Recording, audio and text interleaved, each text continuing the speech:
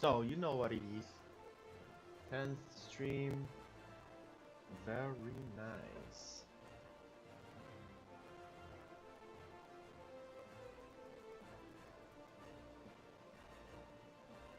So, today we are going to do the class quest, the hidden chapter for Thaumaturge.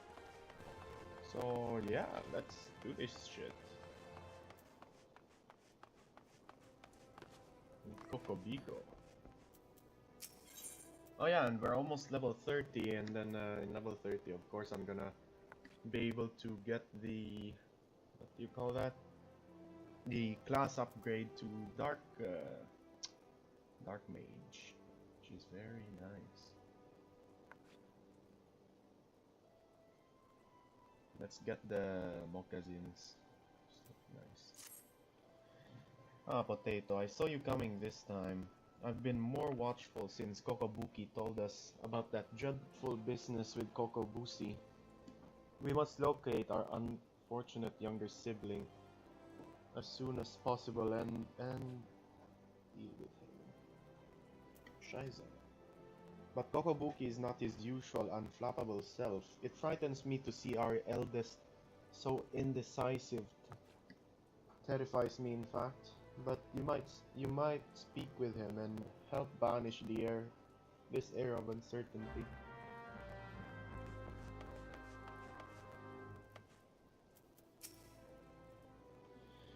Potato, long have I agonized over Kokobusi's plight and measures I might take to extricate him from it.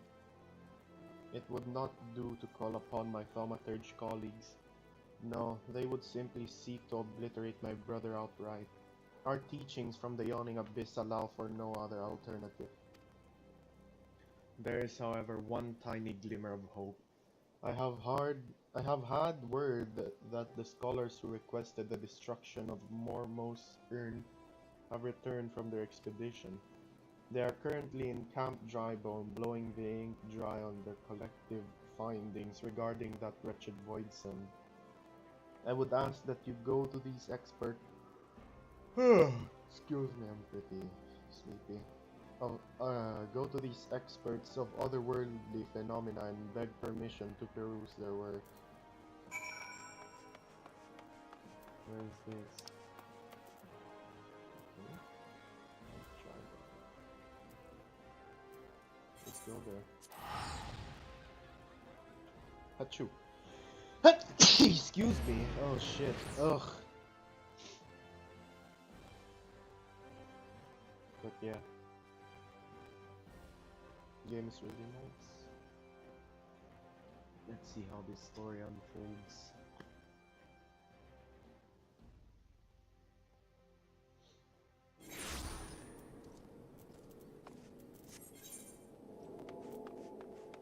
Okay.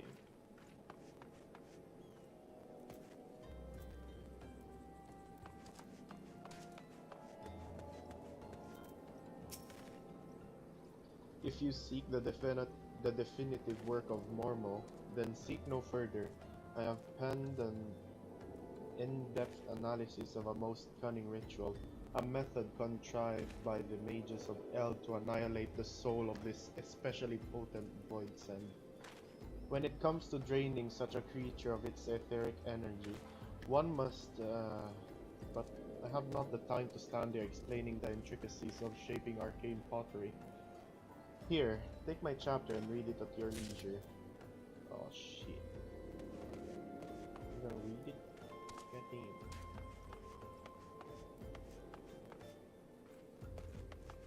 Love meat. Oh no, this is love meat. Scheiße.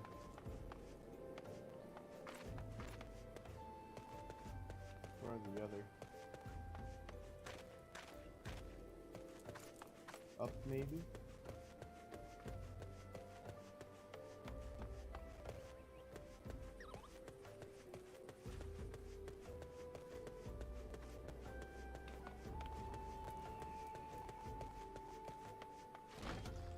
Maybe in here? No? About in here?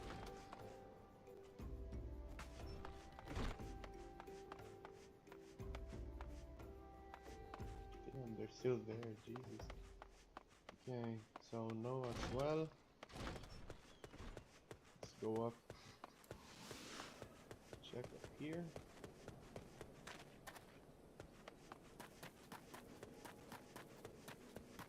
Oh, chocobo key. No. Oh, here. Found him. Switching void math. You're interested in reading our Book of Mormo? Of course, it would be a pleasure to share our findings with a fellow student of the Void Send. Here's the first chapter, mine own humble contribution to our research. It tells the tale of how we became aware of the creature's existence and delves into the nature of the urn that imprisoned her fell power. Hey, nice.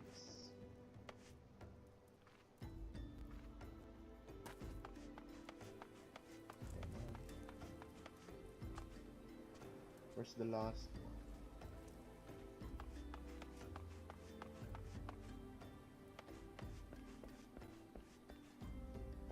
Should be creeping about around here.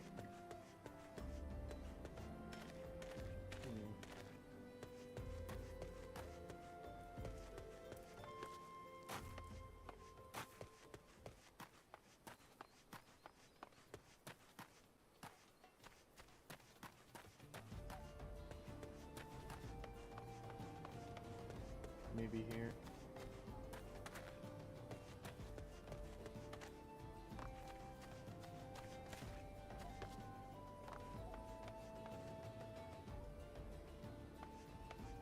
No. Not here.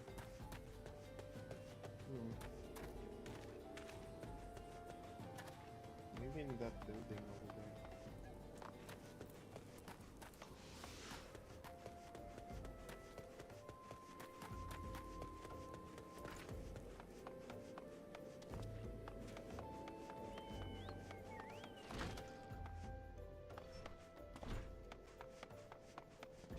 What is this place anyway?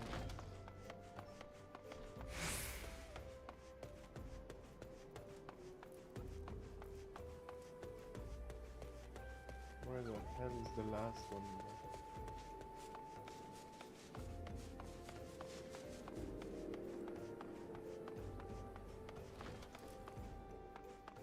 Oh! Found him, baby. You wish to learn of Mormo right this instant, but we've barely... How did you... Well, I suppose I could spare a copy of my writings. I've already prepared several extra sets to share with potential publishers. I can well understand your curiosity. Mormo is truly fascinating, even among the oddities of the Void Sen. She is far too powerful to make use of the tiny holes that open between our realities, and thus must send across only her spirit to possess a corpse or some other suitable host. You'll find it all explained there in the second chapter. Got it.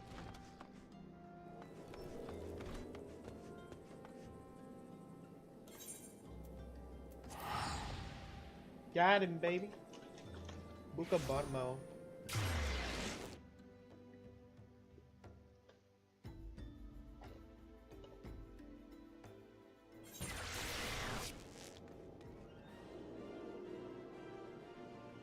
Goddamn book, baby.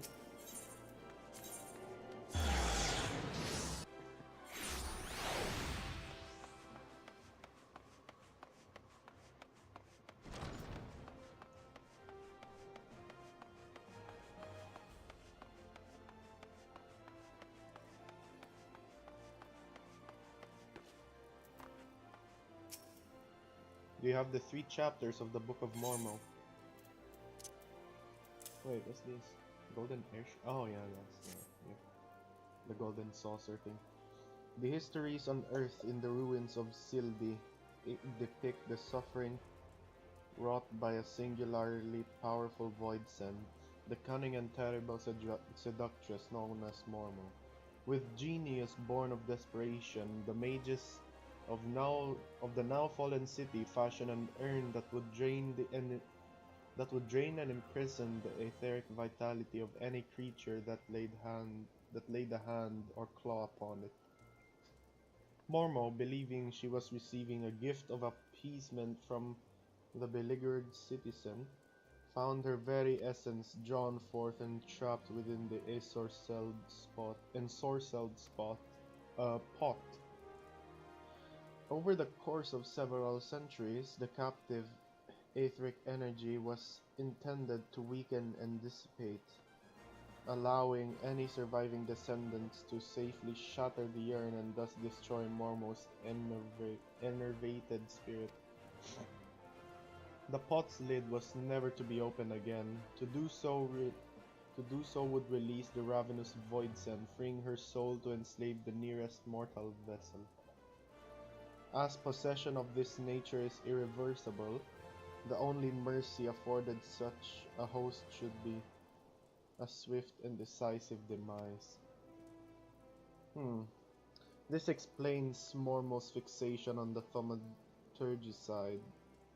Kokobusi's body provided little arcane sustenance for the weakened Voidsent, forcing her to prey upon richer sources of aether to restore her hideous power.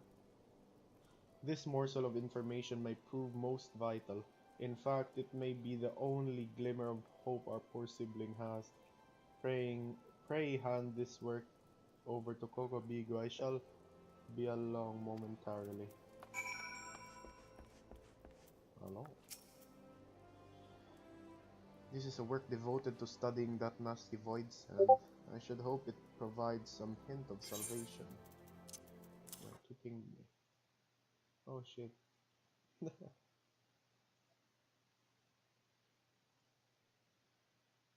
Jesus. Okay. Hand over.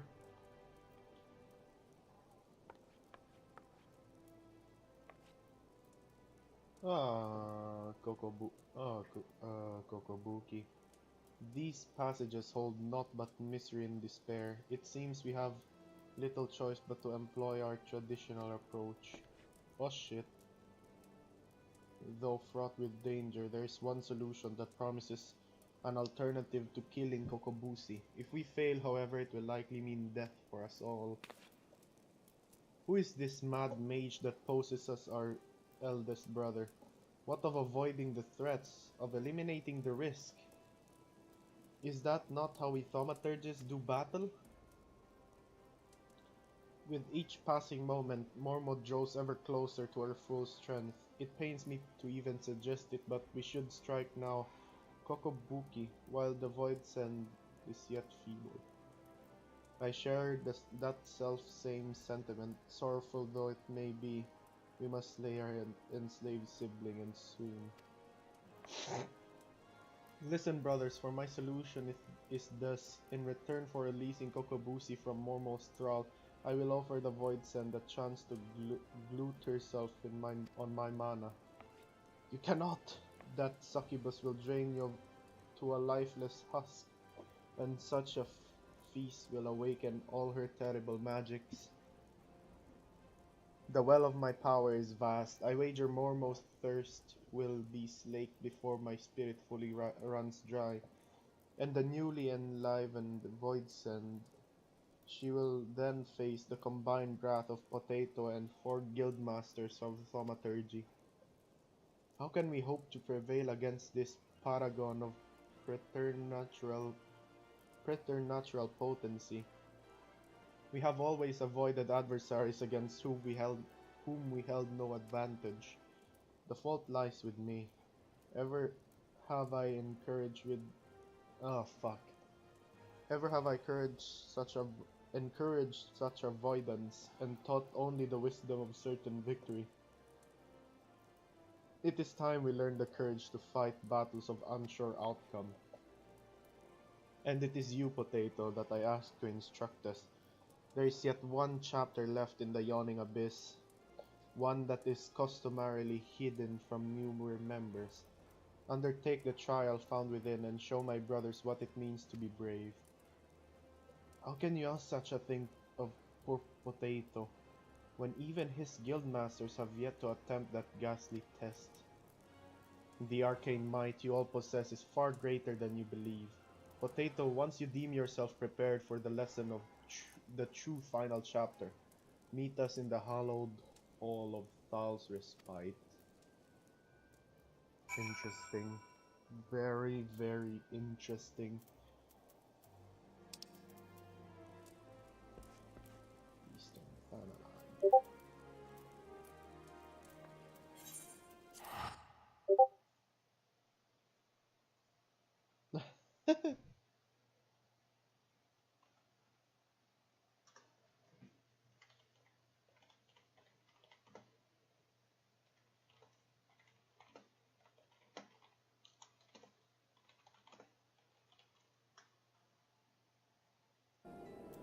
Not gonna lie though, they're quite easy to make.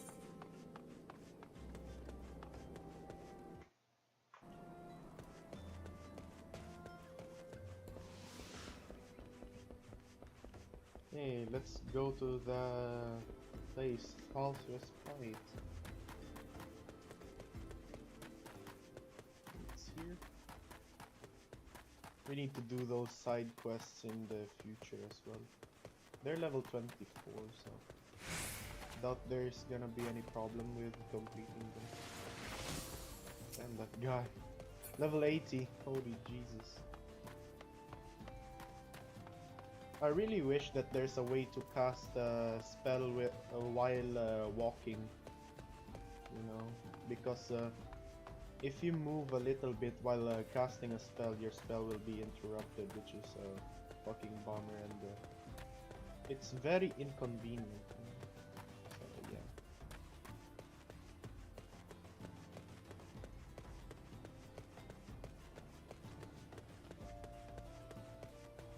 I just wish, you know. We might as well take on these quests just for levels.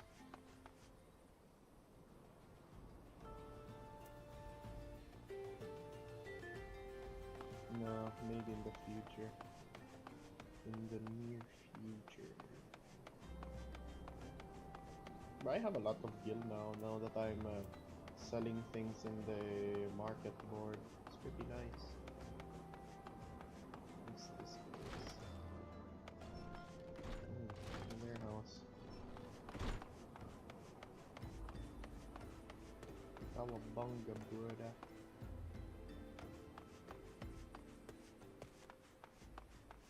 What's that thing? A furball. More like furball. Lol, they're so cute, man.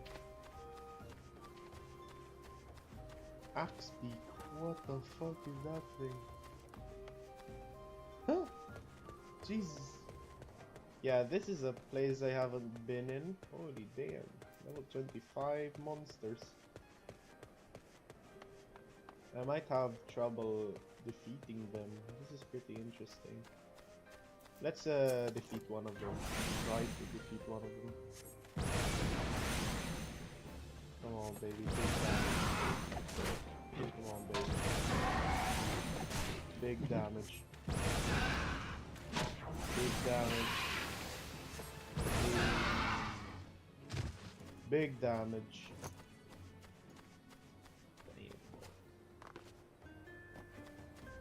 Okay, we're almost there.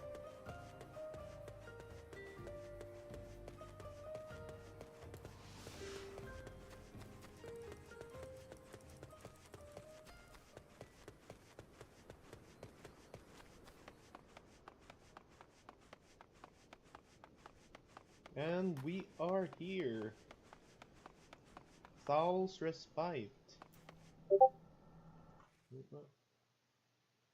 Oh, key shelf. Damn, son. I want Far Cry 6. Far Cry 6 is gonna release on my birthday, so I'm really, you know, I really want it. I really want it. I want that game. It's also interesting. I enjoyed Far Cry 5, and they said that Far Cry 6 is gonna be the biggest Far Cry game so far. That is really interesting. I am really interested in Far Cry 6. And also I like playing stealth in games like these. It's pretty nice. I regret having to drag you into our family's troubles, but I am confident that with many and terrible trials you have bested already, you'll prevail once more. The hidden chapter of the Yawning Abyss presents a trial that challenges the accumulated knowledge and skills of a single thaumaturge. You must employ all the tools at your disposal if you hope to seize victory this day. Let the trial commence. Level 29. Holy shit. We shall go. We shall do this. There's no escape from this abyss. The void splits into our realm.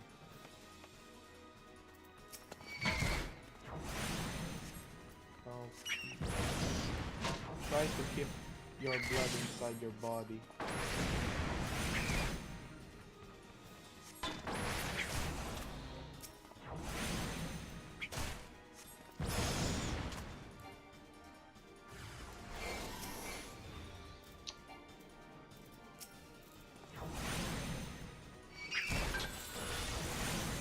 Let's try the lightning spell.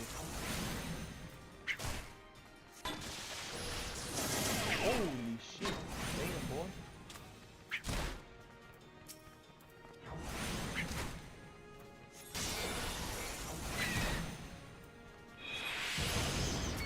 So it's a basically it's an AoE lightning spell. Interesting. Catch your breath while you can. The rift into the void ever widens. Destroy them swiftly.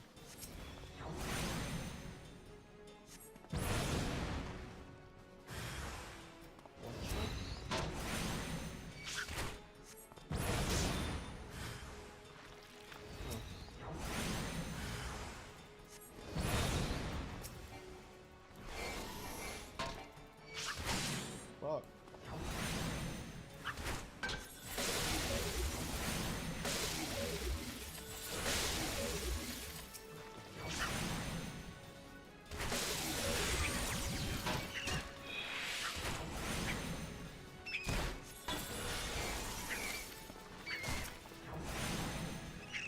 Come on, baby.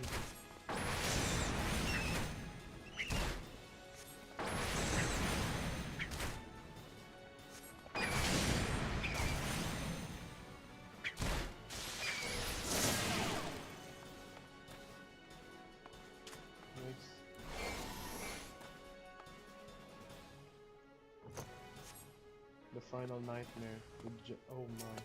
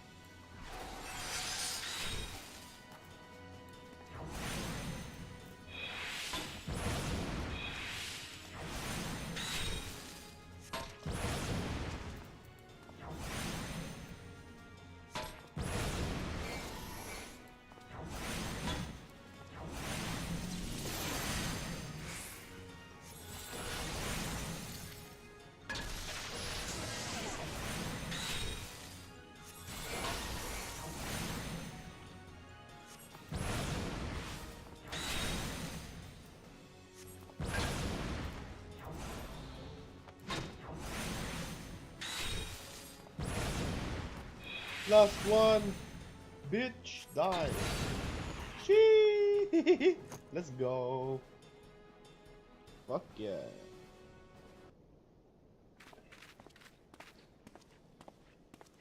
I cannot stop shaking, but I think this may actually be excitement.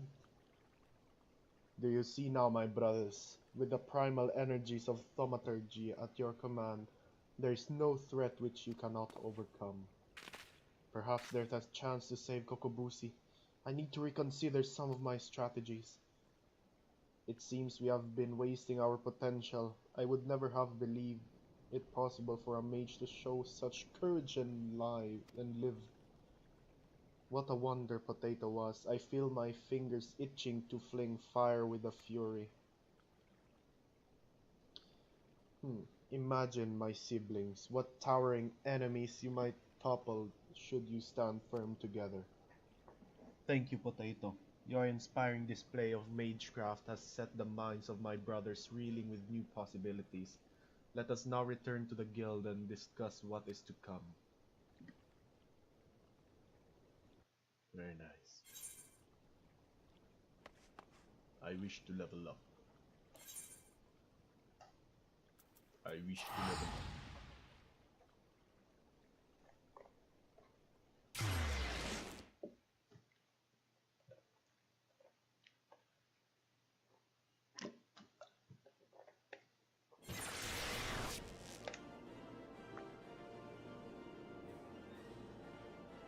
Kill concealed adventure.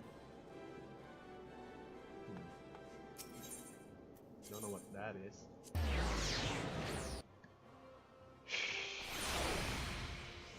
I'm just gonna do some research on that.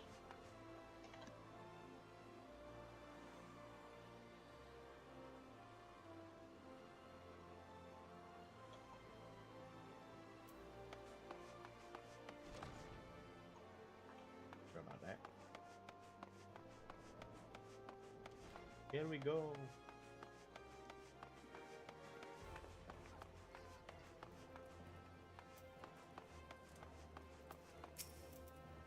What a formidable team you all shall make.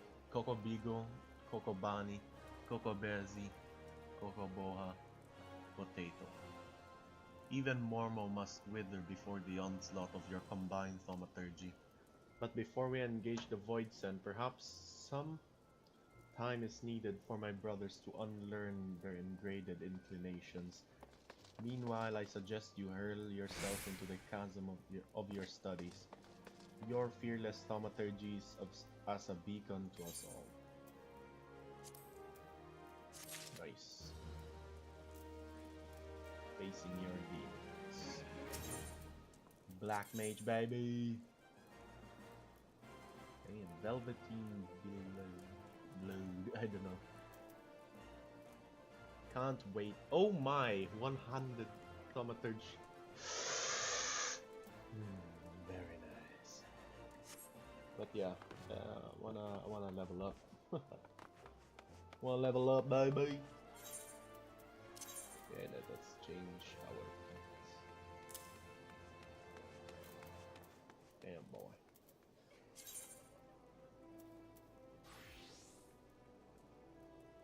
Staghorn staff. Bruh, I don't want a 200. Oh, wait.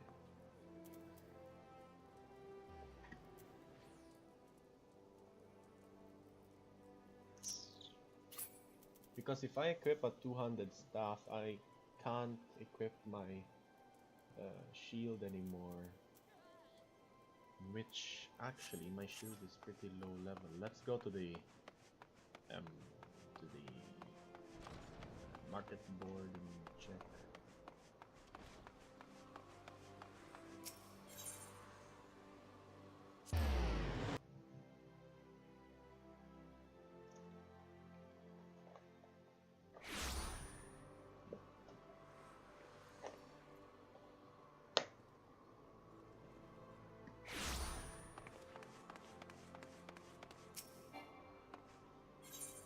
Okay, let's see a sheet.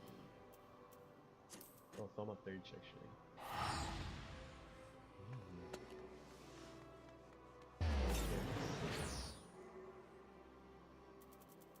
Interesting. Shields.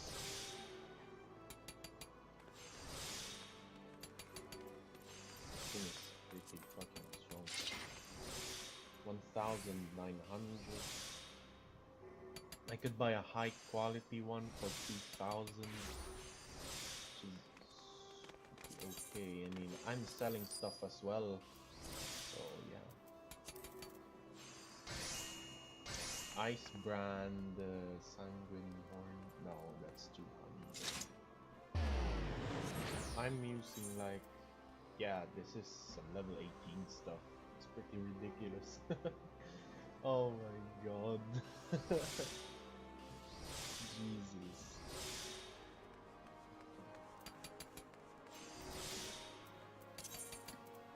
Okay. New one.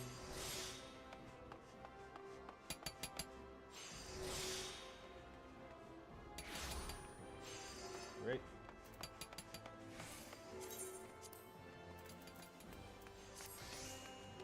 Shall we level up our culinarian actually? I'm almost level 35. And it's pretty easy to level up my culinarian because of those cheeses, I guess you could say. Excuse me. But yeah, okay. Let us go to the main story quests or the main scenario quest. I don't know what we call it. Let's go to Stanford. Yo, what? There you go.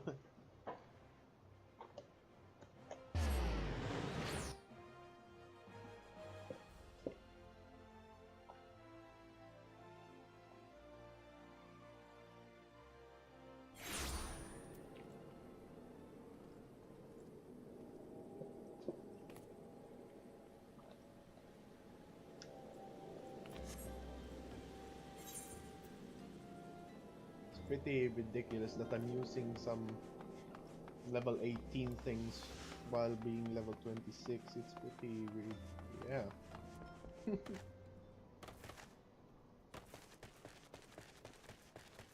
Almost foods increase my XP gain, right? Might equip I might put some food here. Let's check. Oh, they have XP bonuses. Very nice. Plus 3%, plus 3%.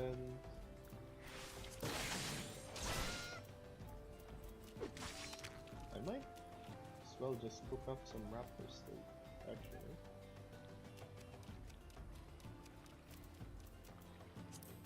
Let's equip the grilled carp. We got 3 grilled carps. And the grilled trout. They are kind of the same. Vitality, crit 1. Oh, this one is skill speed. Interesting. So you can see the grilled carp as better, I guess, for mages. Because the grilled trout gives... the difference is the skill speed for the grilled carp. But for the grilled trout, it's a critical hit bonus. So yeah. This one is better for... the grilled carp is better for mages that have a... you know, a speed cooldown, I guess. No, not cooldown, it's like casting, you know. Casting the skill you want takes some, like, 3 seconds. So, yeah. Okay, we are here. Yes.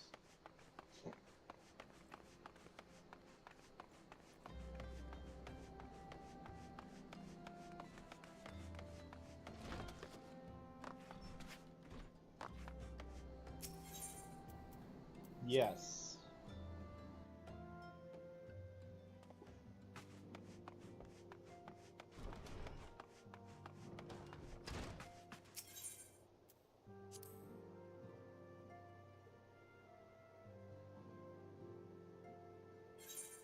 Hey, so we are here.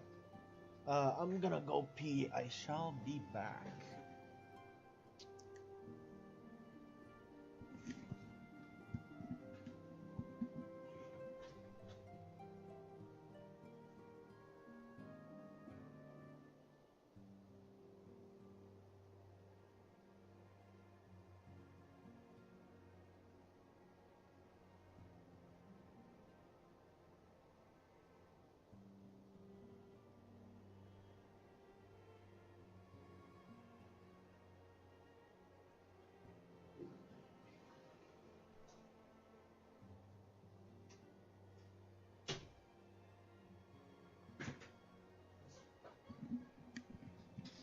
Yeah, I'm here. It's pretty nice. Because, funny thing is, it hasn't been 2 weeks since I've started playing this game, and I'm leveling up pretty fast, not gonna lie. Like, I don't know if people also know how easy it is to level up the Culinarian, but holy shit, I'm level 33. And it hasn't been a week since I've started playing that class, because I needed to unlock Lim Salomin. No, yeah, I needed to unlock to be in Lim Salominsa to start that job. Ready to begin, are we? That's the spirit. So then, your mission is to investigate a crystal robbery and a spate of abductions. Crimes which we believe to be connected, assuming we are correct.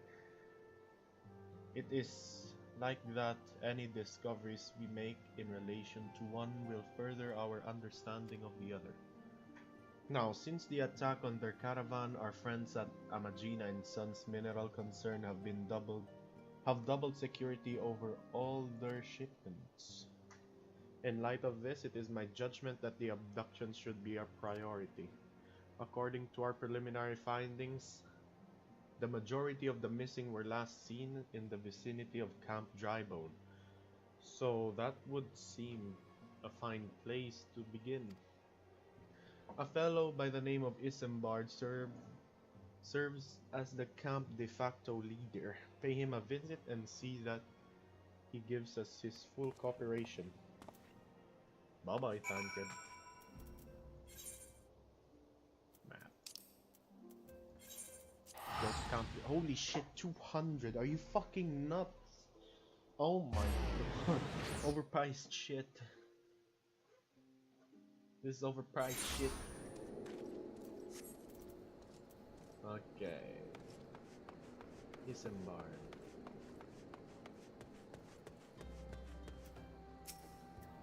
Hi, I'm Isambard. Here to search for the missing folk, I take it? Minfilia sent word that an adventurer fitting your description would be along. She also warned us to be wary of the Amalja. It seems we know who the culprits are at the very least. Now I bear no official title at this camp, but the people here have come to look to me for leadership. Okay. You have my word, fucking word. You have my word that I'll do all I can do to help see the victims safely return. Holy shit, English. My English is pretty bad right now. What the fuck? Yeah, let's get the Alagan bronze piece. Don't think it'll be.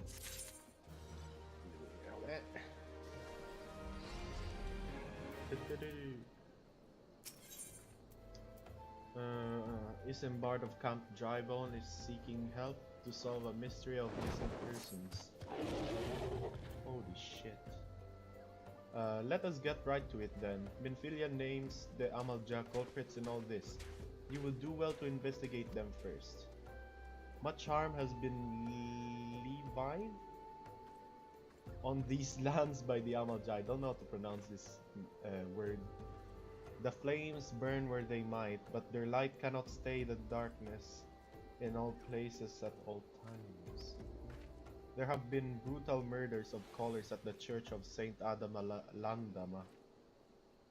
Innocents wishing no more than to pay their respects to the dead. The poor souls deserve a proper burial. I would see to the deed first. Before mongrels catch their scent, but I know not if the Amalja still linger. Would you secure their remains for me, friend? You will find them on the eastern road. 12 willing. You may even come to learn something of what the Amalja seek in this area. Okay. Oh Jesus, what the fuck? Damn, son. Imagine having a mount. Jesus.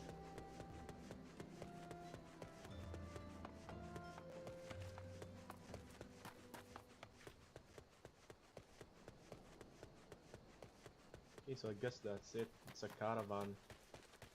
Oh Jesus. So yeah, we're dealing with corpses.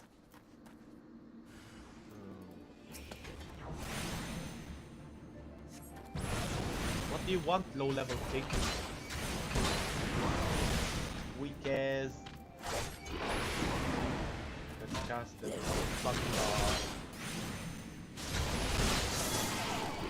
Dead it.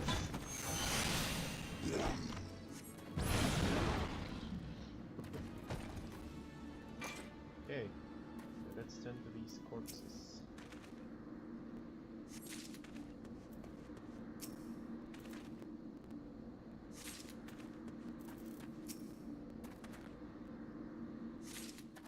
Yeah.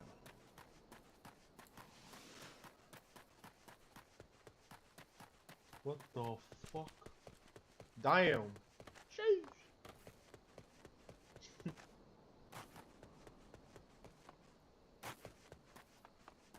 Okay, Camp Tribone.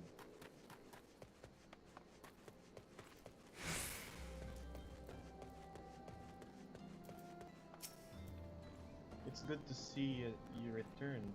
Were you able to secure the remains of our fallen? With the bodies given back to proper to the earth, the souls will find their way across to the other side. You have done a noble deed this way. I thank you. Now then, what of the Amal-Jah? Did you see any? Surely much massive monstrosities are as they cannot conceal their appearances. Their presence, much less take quarry unawares. So there were Amal-Jah remaining. After all, I feared as much. Their part in the lowborn disappearing is all but confirmed, but I sense there is more than this than meets the eye. The occasional Amal-Jah raiding party would not account for people going missing in these kinds of numbers. The total is too great, and the questions too many. It would not surprise me in the least to learn of another hand in this, but whose countless travelers pass through Drybone every day, and even if it were one among them, how would we best discover who may be implicit in these vanishings? Hey, level 27. I swear, bro, I'm gonna reach level 30 this week. Let's go. Hey, what's this? Circuit sunstone. Oh, okay. Aragon bronze piece it is.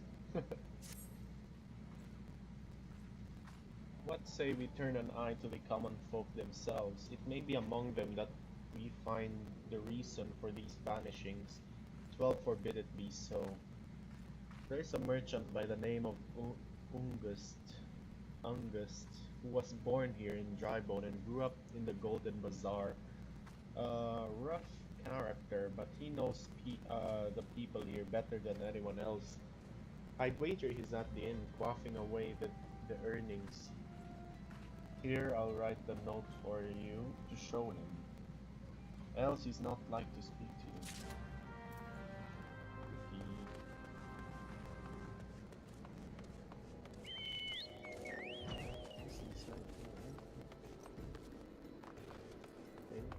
Yeah.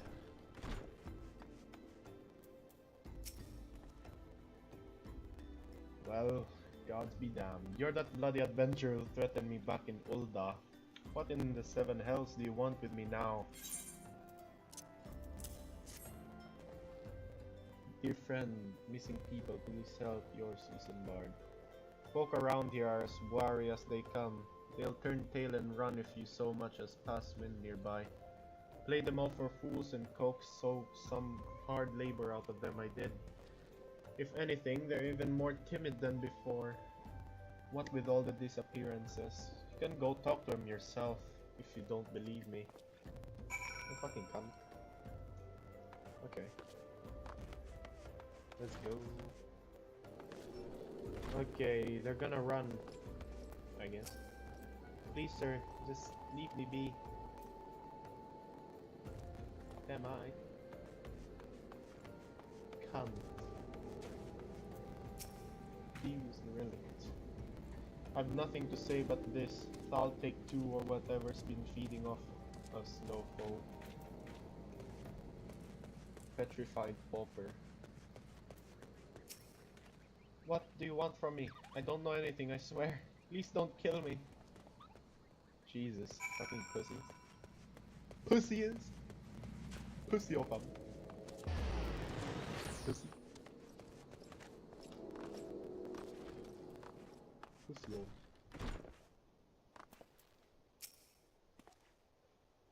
Just as I told you, wasn't it? The whole lot of them are terrified. There's been talk of folk getting abducted, but if you ask me, they simply up and moved on to a better place. This place isn't exactly Costa del Sol, if you know what I'm saying.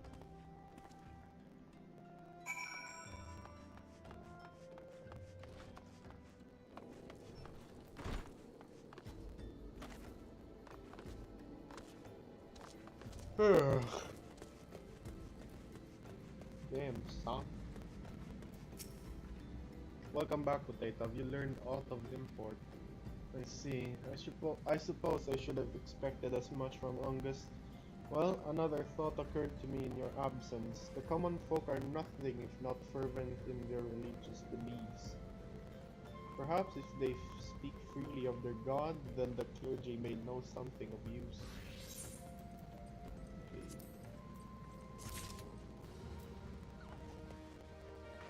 We are legit leveling up little by little. Yeah, let's get the bronze piece again. If we would know what the common folk speak of their gods, we've no better place to ask than at the church of Saint Adama Landama. It is a small and humble church found at the northwest of you. And so long as you're headed there, might I ask you to deliver this embalmed corpse? A morbid request, I grant you, but it must be borne to burial, and I trust none more than you to see it done. Seek out a man named Marks. He tends the graves of the Lich Yard. He will tell you where the body is to be interred. Okay.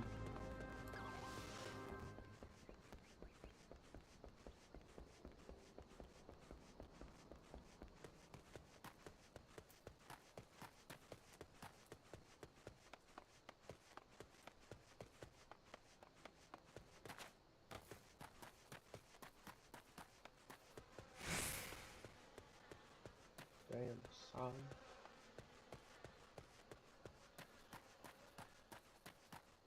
Hey there, Marks. I'm Marks, yes, a body of course. There have been so many bodies of late. I apologize, sir, if you seek a place of burial. Then there's an empty grave atop the ridge. Take the path and lay him to rest there. Here, I guess.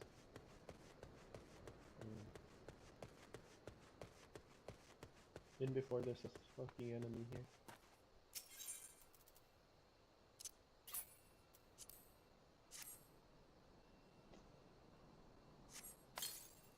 What the fuck? Okay.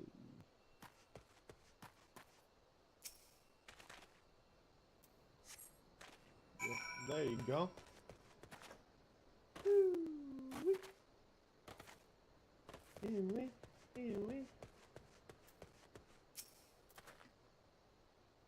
May they all walk in Thal's realm. What? Missing people? I'm afraid I cannot help you. But maybe Sister Oursen can. She has been kind to me. Everyone has been so kind. I don't know why though. Pardon me. You will find Sister Orson within the church walls. And sound.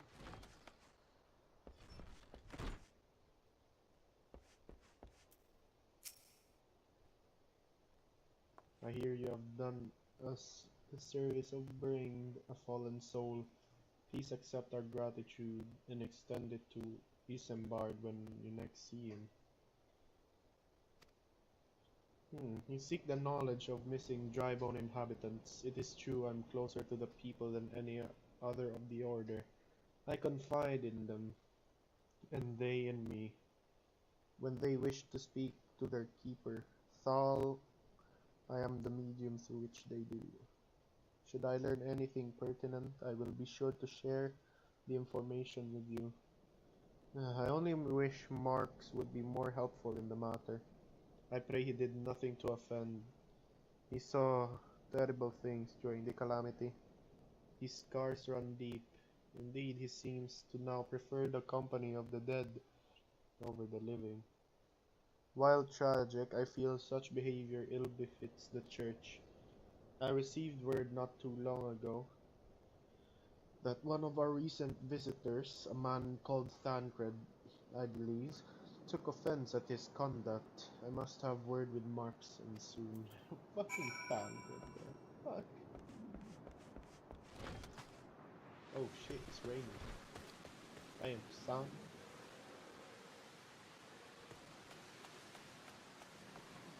Wait, where do I go now? Oh, disembark.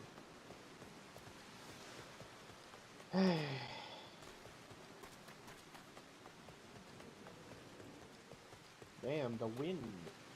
Wind physics. Sheesh. Oh my god, wind physics. Ah.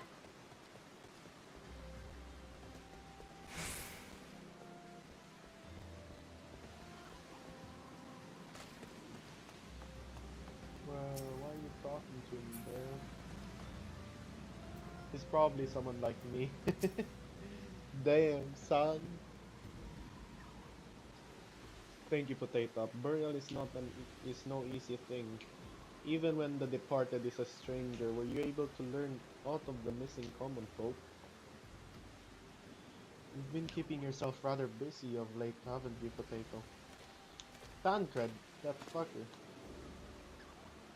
A pleasure, my dear Isambard. My name is Tancred, and I share a passion with you and our mutual friend here for learning what has become of these missing persons and why. I too spoke with Ungust more times than I care to count.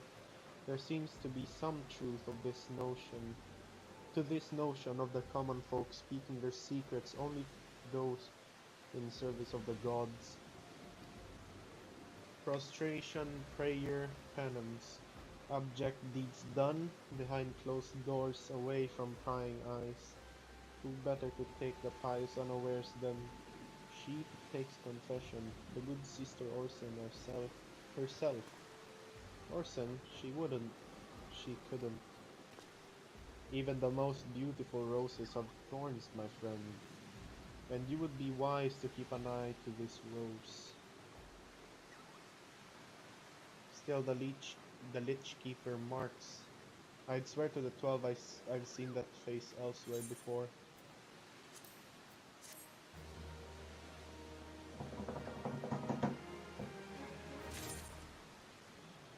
Holy Jesus. Wait, how many fucking Alagan bronze pieces do we have? Alagan bronze. Oh shit, this is silver. Oh damn. Shit. Damn boy.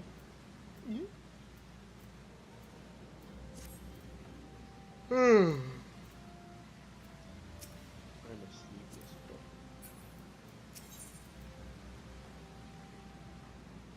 Alagan bronze piece. Isambard is concerned about the questions surrounding Sister Orson's integrity. Sister Orson, it cannot be. Though she is wont to travel to the Golden Bazaar on her own, and it is not uncommon to seeing her speaking to the children, but no, it could not be she. Could it? I grow wary of these suspicions. I know there is one child in particular that she's fond of. Pray seek out the boy, Potato, and see if you cannot glean something from him about Orson's activities. Oh boy. Pete! Fucking Pedo moment.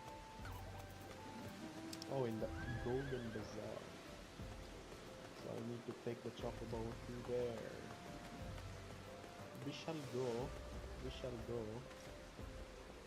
Let's take a chocobo porter and try to go there. In the Golden Bazaar.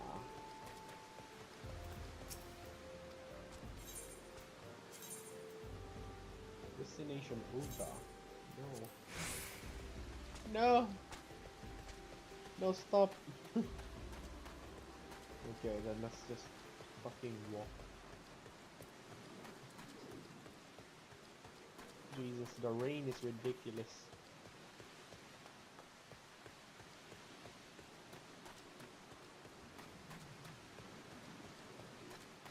Ugh, sleepy.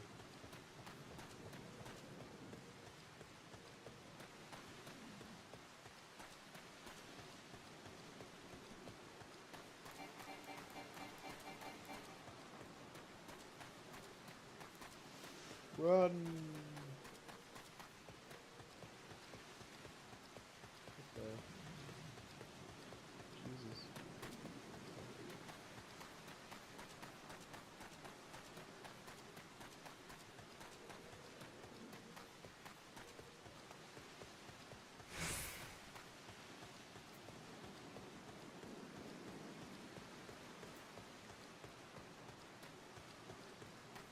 In before that sister is actually a fucking vampire that eats children. Because Surdur pure blood. God. Oh Jesus, they're gonna fucking die now. Never mind.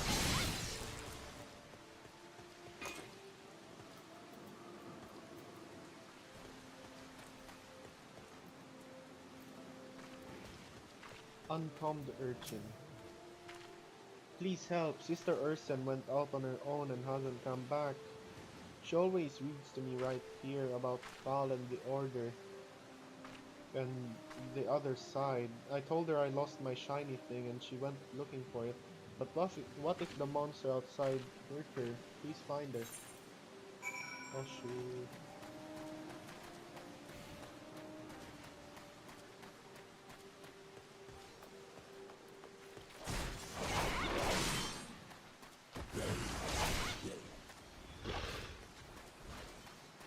Fucking Amal Jah, bro.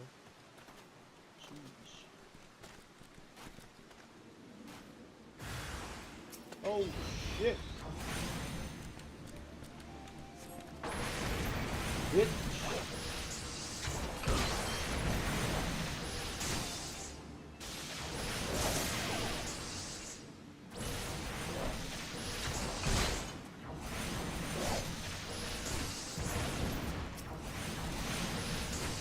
Bye.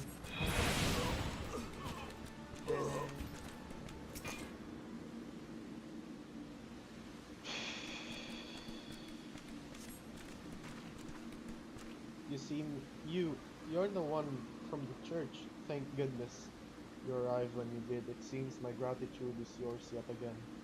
You spoke with the child, yes? Well, I was able to find his lost trinket. It is a ring given him by his mother before she passed. I will see it safely back to him. Sheesh. Can't try down. Oh my god, you could pay 100 for that shit, bro. 1 fucking 100, bro. Ooh, the invisible city. Interesting.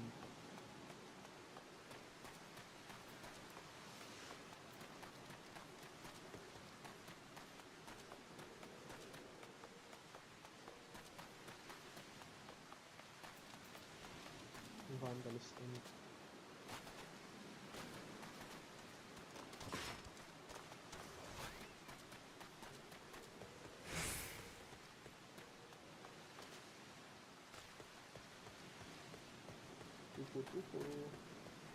Hello. Big summer blowout. Wait, let me check what level my alchemist is level 14. Okay. We could level that shit up when we have time. We're almost level 15, pretty good. But yeah, alchemy is just like burning all my money, bro. It's ridiculous. Fucked up shit.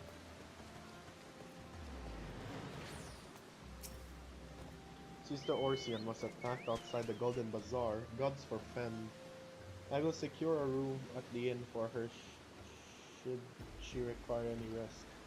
Searching for the mementos of orphans and risking her own well-being in the doing, no less. Certainly not the dastardly deeds Tancred would have us believe. In before... oh, Jesus. Okay, we have quite a bit of Alagan bronze pieces. Ooh.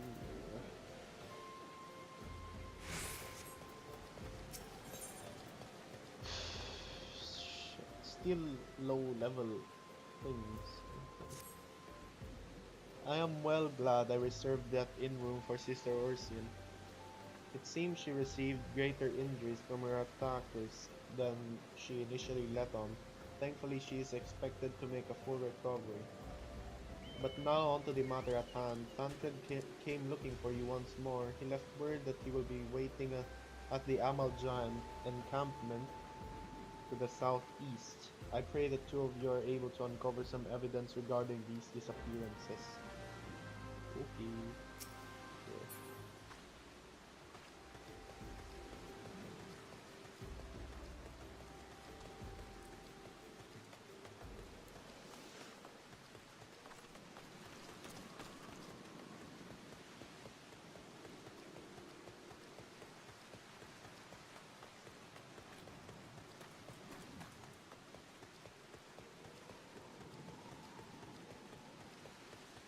Master Schach, mate. I'm fucking Schach.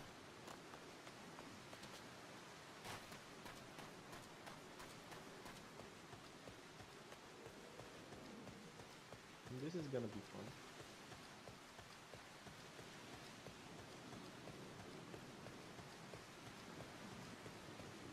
Ooh, a Dode. Oh my god, what the fuck is that name though? Amazing.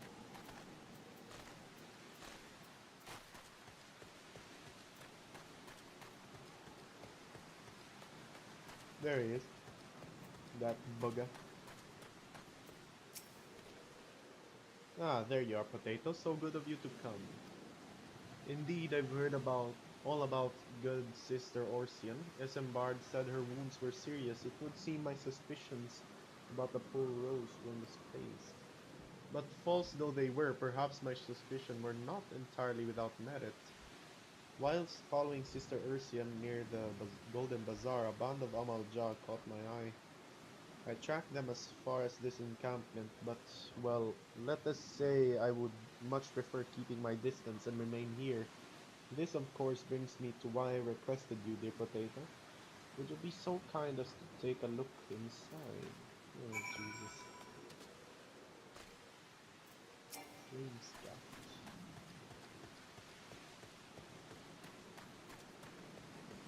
So, yeah, what he means is we're gonna infiltrate this fucking thing.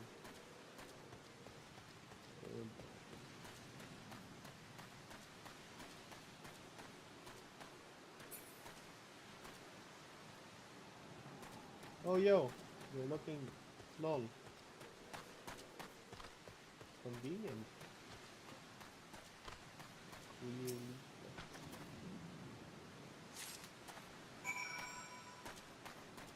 Lol. Get infiltrated, bitch. Lol.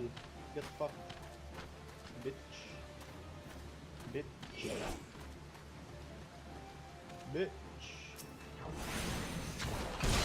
Get fucked. Get fucked. Get fucked.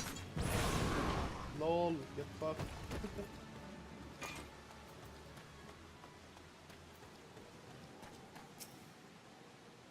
Well, did anything tickle your fancy?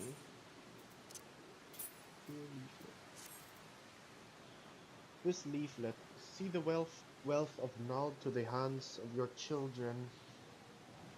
Looks to be some sort of assembly to provide the poor with work. The lettering, though, atrocious is it not? And these bits about Nald seem somewhat less than studied. I find it hard to believe one among the order penned this. Pray, take this to the inn at Camp Drybone. Let us see what Sister Ursian makes of it. Oh boy.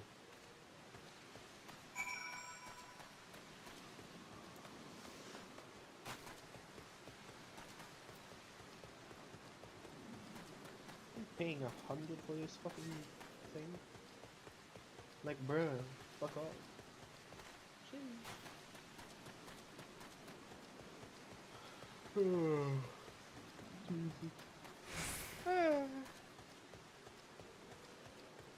Sleepy.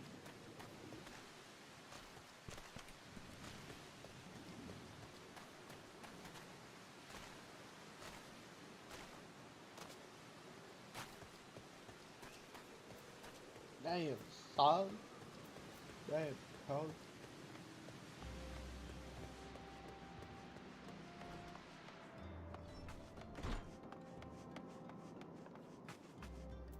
Sister Orsian.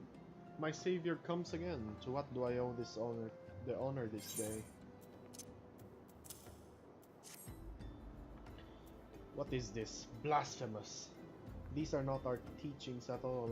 This was not made by any true brother or sister of the order. Of that I can assure you. Come to think of it, weeks ago the church was plagued by missing garments. Could someone be posing as a priest of the order to deceive the people? Interesting. The plot thickens, Potato. Our culprit pretends to be a priest to lend credence to his deception. There's no doubt an irony in there somewhere. But I suspect we have a worthy adversary on our hands. I shall consider how best to handle this. For now, tell Isambard what we have learned here.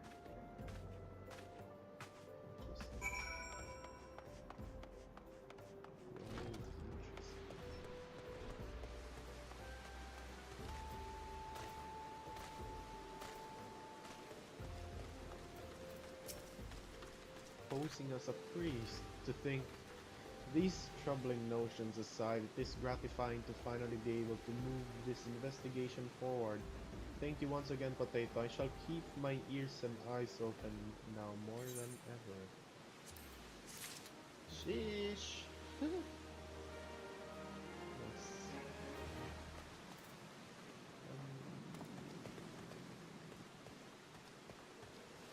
Yeah, let's go to the shop and change our theme. Oh, we could buy potions.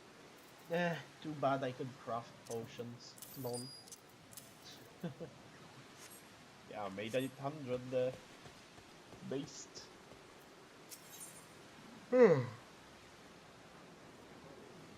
Isambard wants to help you identify and apprehend the false priest. I'm afraid I have not seen any unusual activity, nor have any at this camp given me cause to doubt them. But unless we can identify the culprit, then soon more innocents will fall victim. Do not despair just yet, my friend. An idea occurs to me. Our suspect has been posing as a priest, using leaflets bearing false promises to lure the poor. Let Potato and me serve like by posing as impoverished souls in need of succor. I dare to hope that this will yield us the answer we seek. It will be a dangerous undertaking, but you two are more capable of looking after yourselves. I'm next to useless in a battle, but I can supply the garments for the disguise. These old tunics and slops should serve your need, so long as you don't mind the smell and the stains. These will serve very well, you have my thanks. Listen, Potato, as to lay the foundation on our little ploy, we must make it widely known that more vagrants have arrived at the camp and are desperate for coin. To this end, I want you to don the old garments Isambard has lent us and beg for work around the camp. Before long, the false priest should catch wind and approach us. Okay.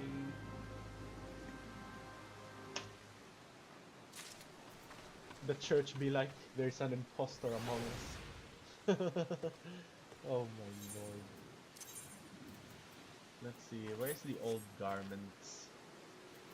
Speak with the locals by garb in weather.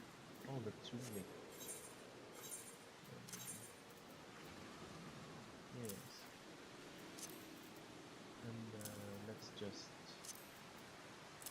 not wear. Maybe let's wear the hard leathers. No. Yeah, weathered shepherd slops.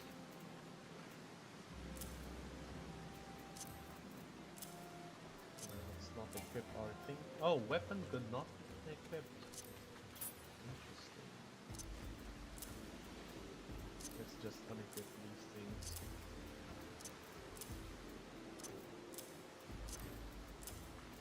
Yep.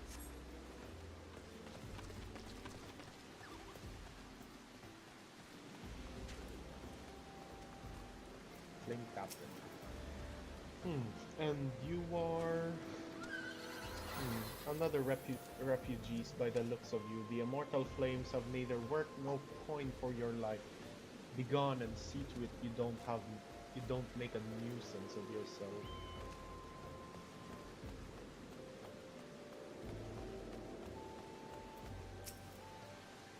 I preach the teachings of Azema, the warden. Hast thou come to partake of the honey of her wisdom? Azema is the keeper of the sun and the goddess of inquiry.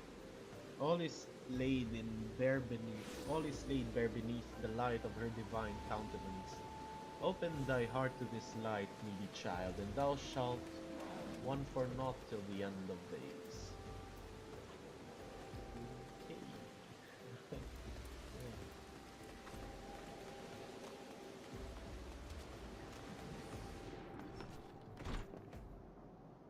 Oh, there he is.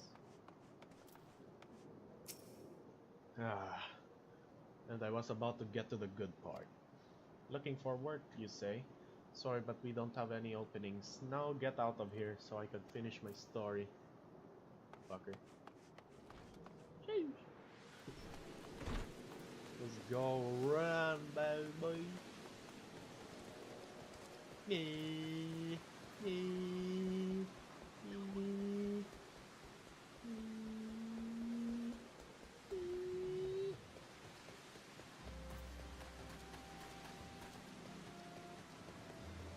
Bruh, it's below?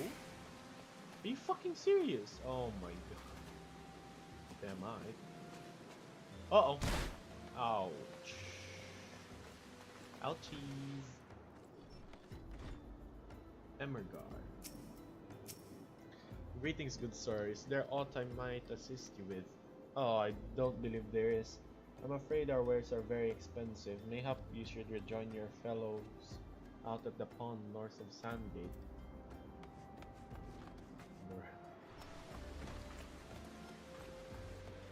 Where's the next one? Up.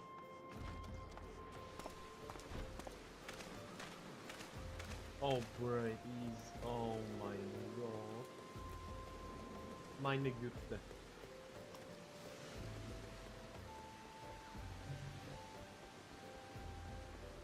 Was here all along and I fucking went in circles. Jesus. What is it? Gods, not again. Look, being poor doesn't give you the right to pester whomsoever you like. Why don't you keep with your own kind out by that muddy pond of yours at Drybone? Damn, son. Holy shit.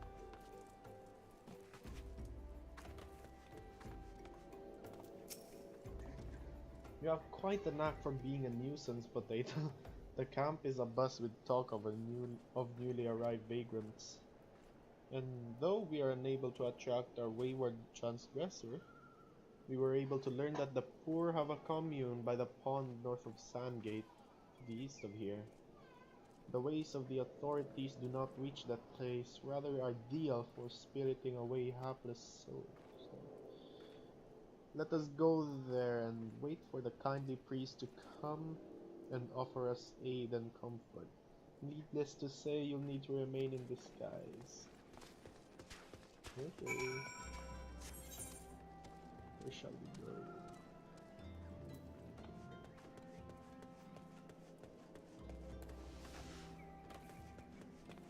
Vroom vroom, motherfucker.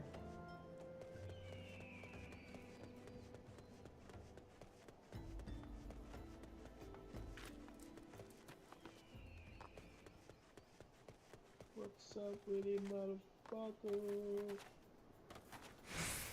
Scheiße.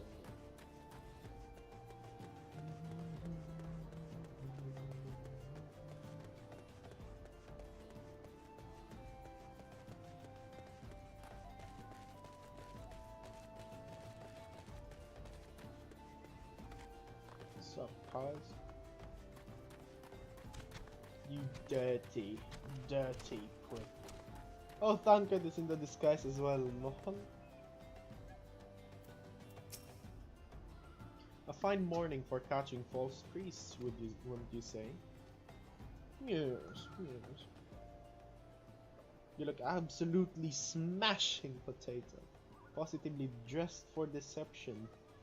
All that's left then is to wait for our quarry to appear.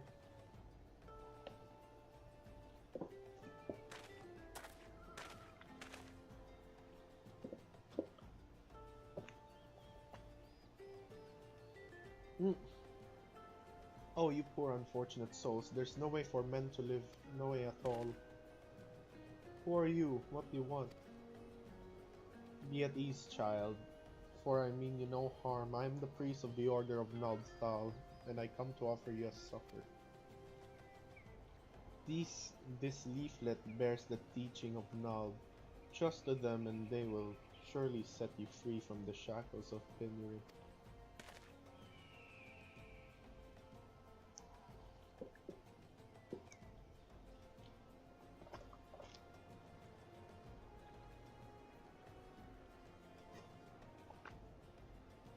A tempting offer, but I'm afraid I must decline. On account of that atrocious performance, you would have made a god-awful mummer, August. What? How did you know? You bastards tricked me. Please don't hurt me, I was only doing it to protect my people. Is that so? Do continue. Very well. I'm a man of the Golden Bazaar, raised there if not born. Some moons ago, the Amaljar raids begun. They would appear sudden as a sandstorm, and plunder and pillage at will. Our defenders couldn't stand against them. Few as they were, everyone lived in fear. I wanted to save my people by being a merchant but being a merchant was all I knew. And so I did the only thing a merchant could. I approached the Amaljar in hopes of brokering a deal. In return for sparing the Golden Bazaar, they made demands, outrageous ones. Demands? Of what kind, pray tell? First of all, they wanted a schedule for crystal shipments from the Nanawa mines. For this, I bribed one of the workers to leak me the information. Next, they wanted me to bring them people, so I posed as a priest to lure in the vulnerable and give them over to the Amalja. I didn't have a choice. Protecting one's home is a noble thing, but at the cost of innocence. You could have sought the aid of the immortal flames, yet you did not. I suspect you are not telling me the full story. What made you sell out your own people? Speak.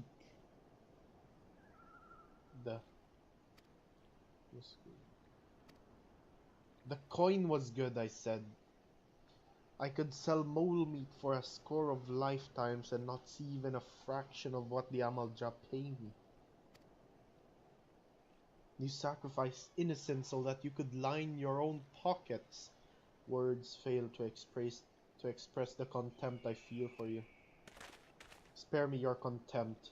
If you want to blame someone for the mess the world's in, then blame yourself or the gods.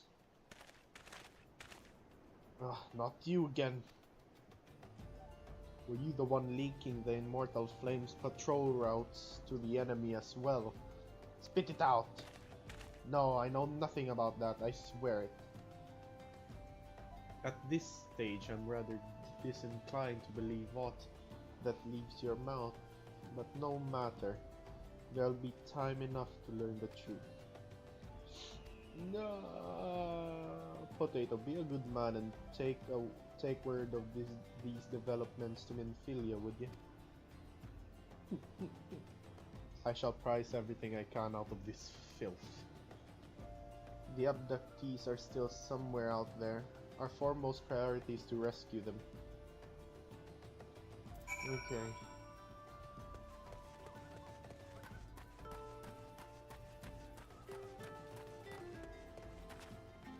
We can change our clothes now.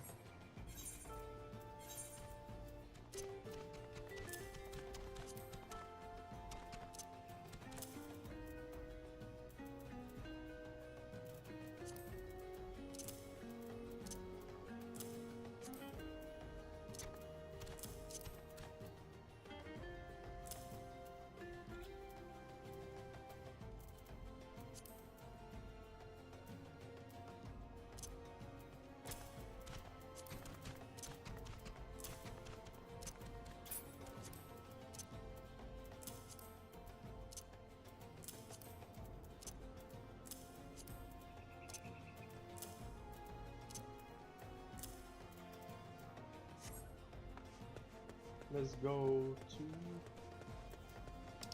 the waiting cells. 222, are you fucking... Oh my god. Oh my god. You're ripping me off, bruh. God fuck. Oh damn, that's a oh damn. Sheesh. That's a nice mount. I want mounts, bruh. Please, give me mounts. Give me mounts, bro. When do I get my very own mount, please? Please.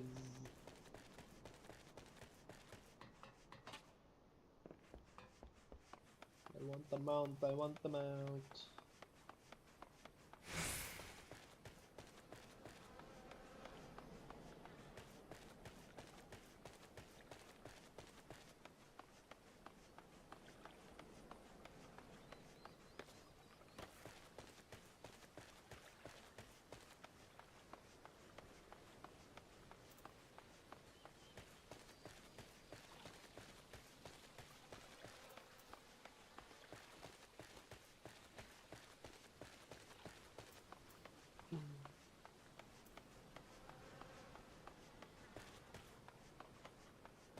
What the fuck am I doing?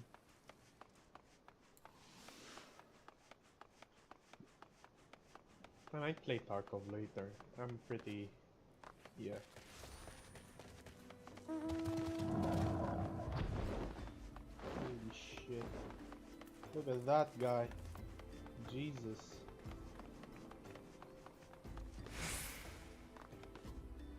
Tarkov is a pretty difficult game, not gonna lie.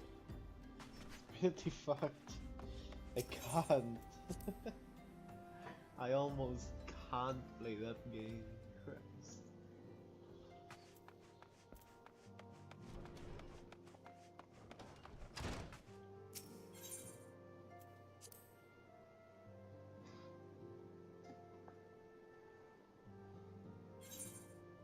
Hey, Minfilia. Welcome back, Potato. I'm pleased that you and Thancred have been getting along. I see you have done well to uncover the truth. My thanks for the report. As Thancred said, we must ascertain where the abducted were taken, and none but the Yamalja know the answer. Suffice it to say, they will not willingly part with this information. I fear blood will be spilled before all is said and done. Yay.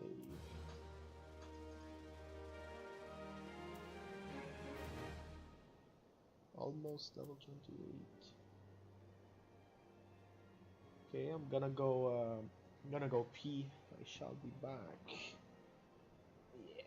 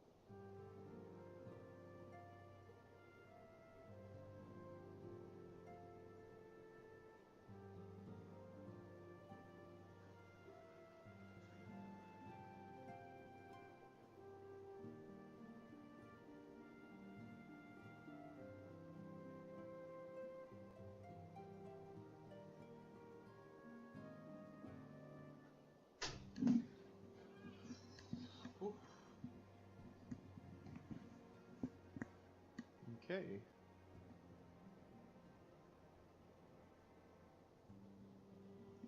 Nymphilia. What is this? Level 18 weapon coffer. A heavy chest containing a weapon of level 18 through level 20. Oh, it's like a chest. Or like, you know, a random fucking thing. If you open it, it's gonna be... Cannot be opened in instance areas such as dungeons, PvP areas, or raids. Okay. Very nice. Though we seek a peaceful solution to the primal problem, we must needs be ready to fight for our cause. That you might take to the field so suitably prepared. I would have you meet with a goblin acquaintance of mine. His name is Mutamix Bubbly Pots. Yeah, and he's a scholar of no small repute. Mutamix is renowned for having introduced a revolutionary method of enhancing equipment to Eorzea. The knowledge of his method was once closely guarded secret, but thanks to Mutamix and his students, it has now been disseminated to the great benefit of the realm. It would serve you well to acquire an understanding of the process. For this purpose, I shall lend you a blade. Take it to Mutamix and bid him use it to demonstrate his craft to you. Mutamix is ever to be found at his camp in central Thanalan, a place known as the Bonfire. Look for a pillar of smoke and the way will become clear. Okay. So, central Thanalan. Blackbrush. Oh wait, I think that's a location of a dungeon. I think. That I think. I just think. You know, I think. No. Oh, lol.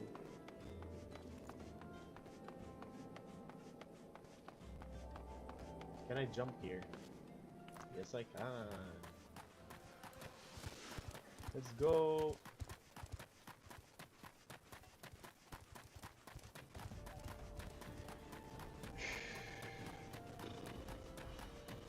Black smoke. Where?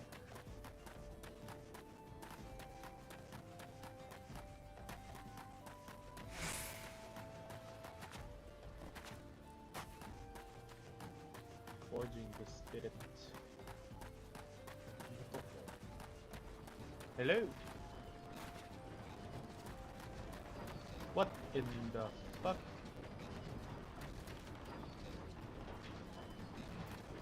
Here. Who is a plander? Come to tentering of Mutamix Bubbly Pots. NVIDIA's dad.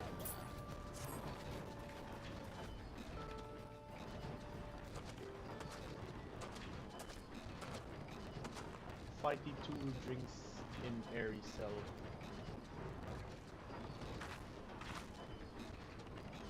When full of air cell and of airy cell, Fighty tool changes to stony shine, name of materia.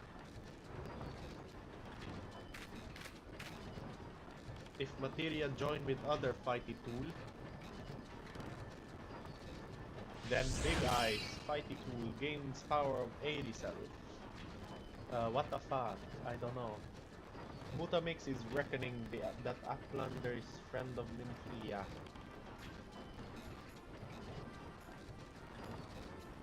Yes, tongue flaps reach ears of Mutamix with fastness. Nymphilia wants Uplander to see power of materia. Uplander brings Fighty tool to Mutamix, yes? Yes. Oh, Fighty tool is unstrong as eating tool. Make good teachy show of power of materia. Jesus. The materia master. Now, eyes of Uplander point at Fighty Tool, yes? Shh, go! Materia join with Fighty Tool.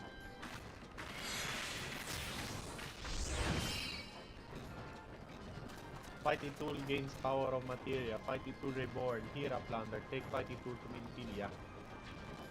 Materia, strictly speaking, is a kind of crystal. It is created by drawing out the etheric constituents from a piece of equipment and then crystallizing them.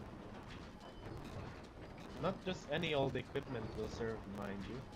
It must have sufficient spirit bond, that being a measure of how fully an item has been imbued with its owner's spirit. When you attach a piece of materia to gear, you imbue the host item with its power. That's how Master Mutamix turned the dagger of yours from somewhat as would have struggled to cut stake into a weapon with ruby. Uplander wishes to be joiner of materia, then Uplander best fill brain case with knowings of crafty making. With knowings of crafty making, Uplander can become joiner of materia. If Uplander wants brain case to rattle with knowings of materia, Uplander best trade tongue flaps with learning ones of Mutamix. What the fuck? My brain. Please stop. Jesus. Hey, hello there.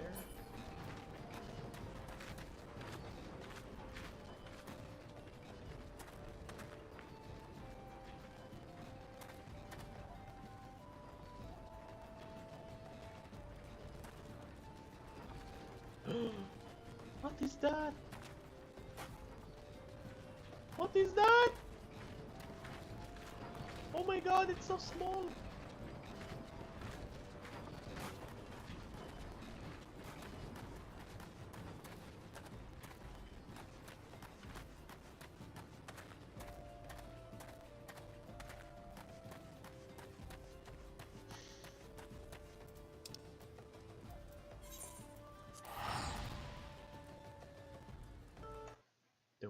What's this? Car hub. Oh boy.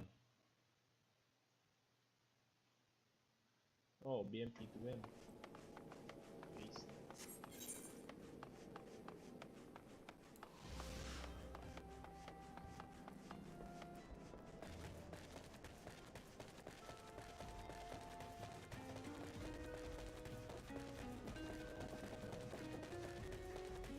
I want the mount right now. I need it now. I need this bitch now.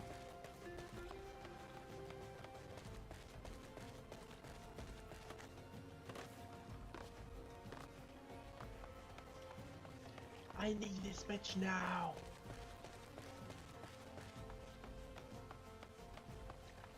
Please give bitch to me. Ah.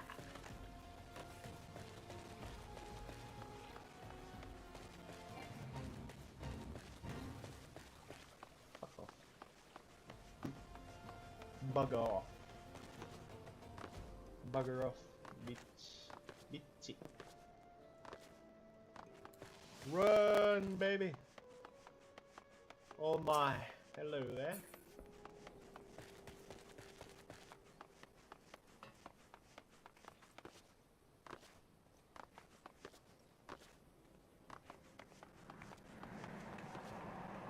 Oh Jesus, what the fuck? Christ.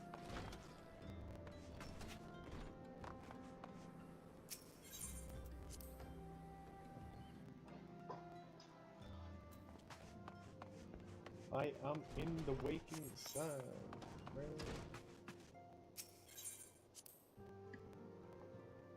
Ah.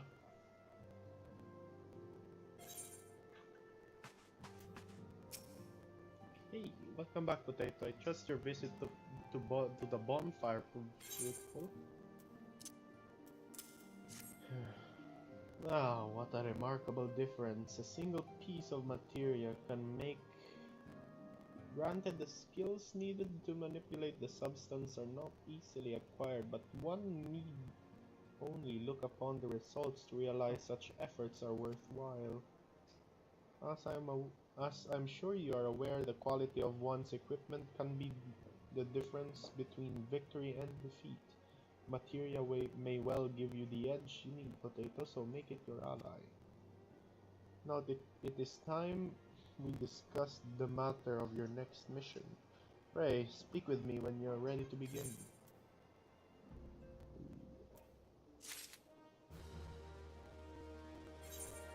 What is this weapon called?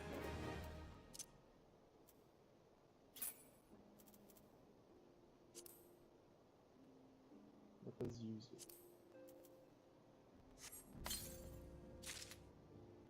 Oh my god.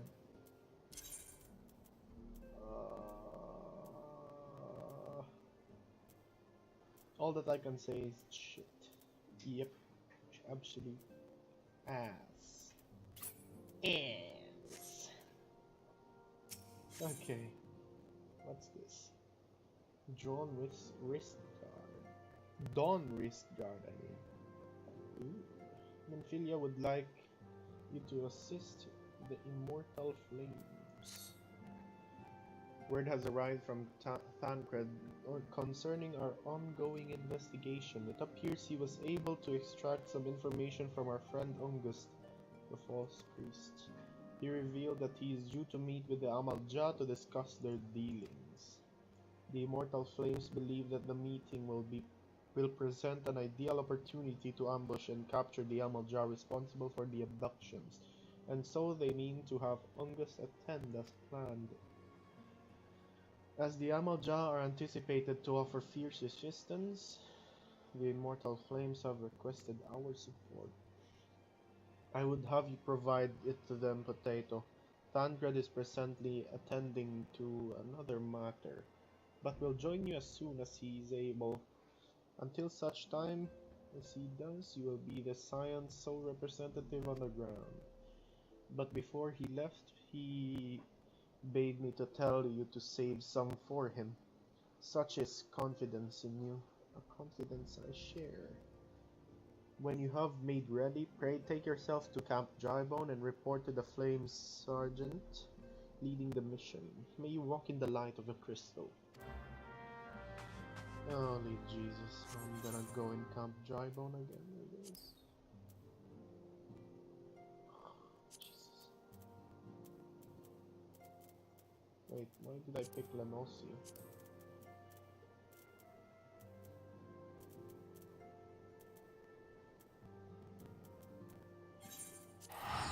$222! Rip off!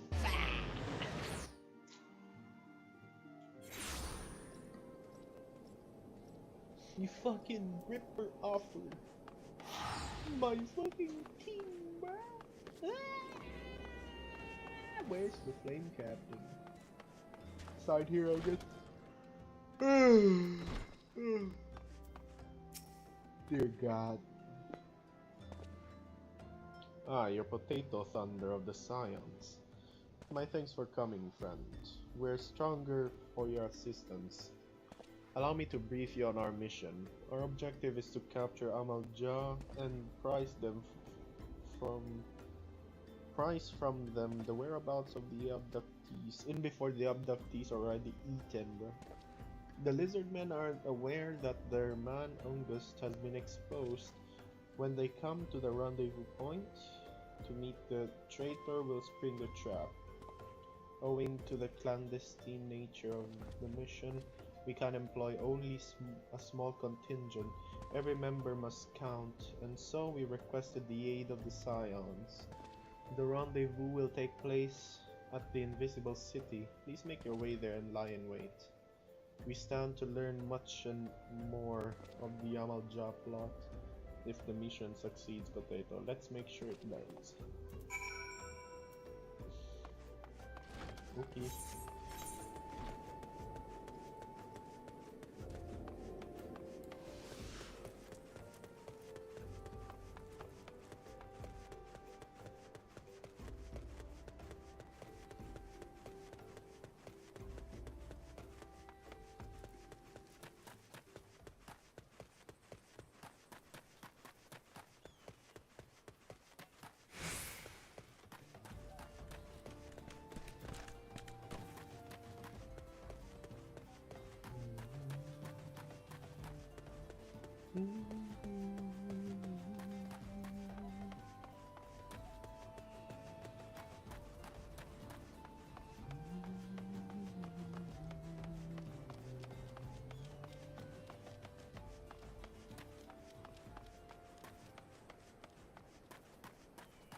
Oh, Lord of the Inferno. Interesting, that sounds like Ifrit.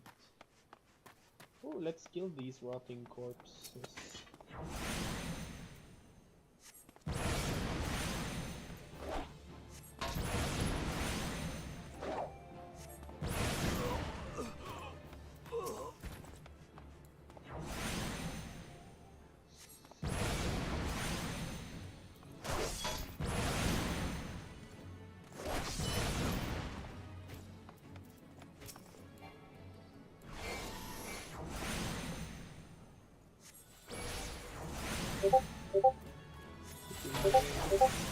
Holy shit.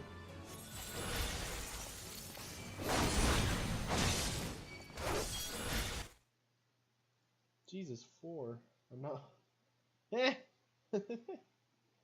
Jeez. Okay, let us wait. Waiting. Waits faster. Ooh. Ooh. Ooh. Ooh.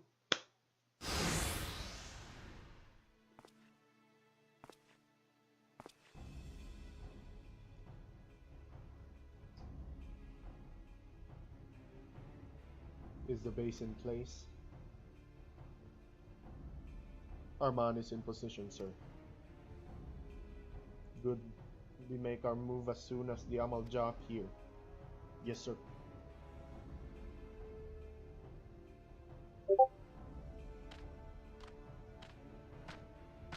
Oh, shit.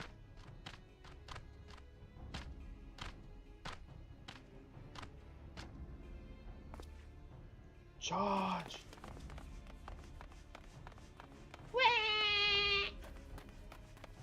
What's the meaning of this?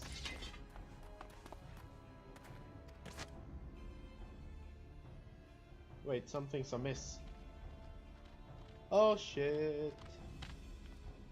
Oh, we're surrounded. Oh!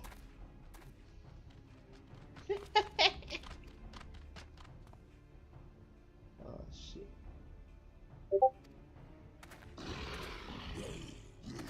I'm afraid your little ambush ends here. I eluded the Immortal Flame's clutches for moons before finally being caught. Did you not wonder how I managed it?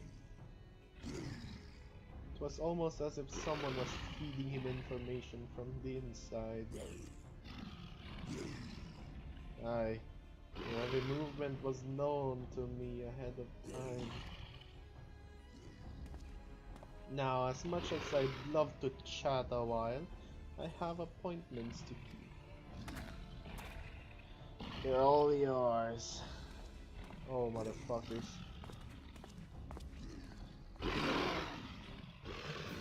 Yep, we're gonna slaughter them.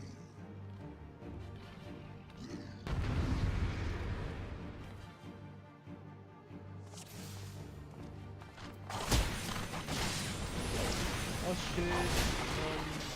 What the fuck? 7. No. 6. Bitch!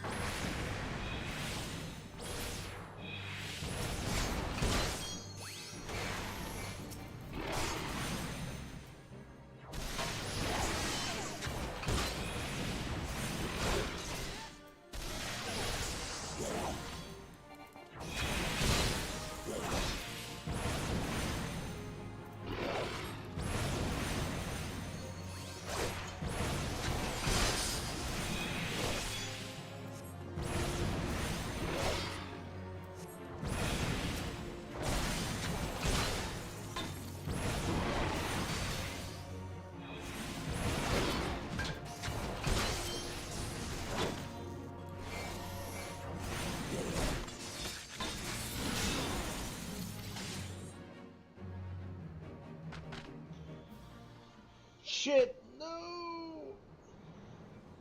We're surrounded.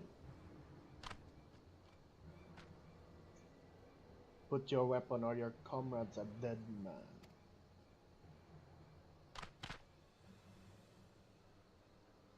Behind you! No! Oh shit, sleeping spell. Oh, the fuck? Bring him. The rest of you march. Traitorous scum.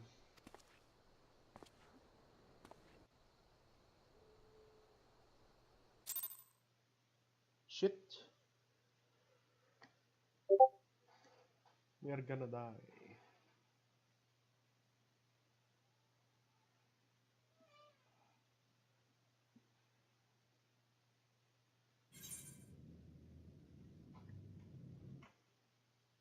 Jesus, 3 pings. What? Good God. Okay, we are trapped. Flame Sergeant. I fear the Amalja mean to give us their god as to their god as an offering. If I must die, then let me die as a soldier's death with steel in hand. Bowl of Embers is now accessible.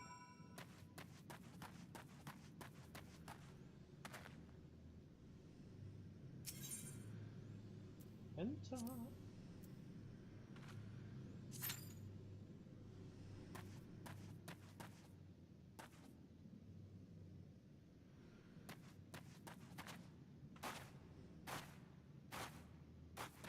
Is this water? Oh.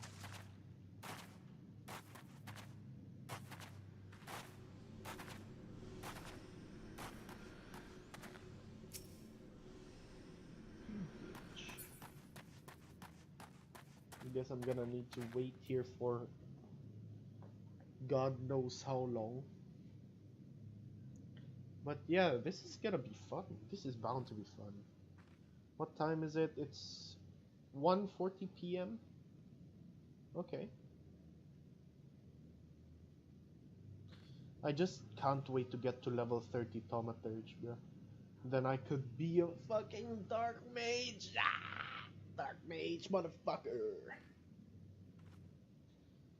Very nice.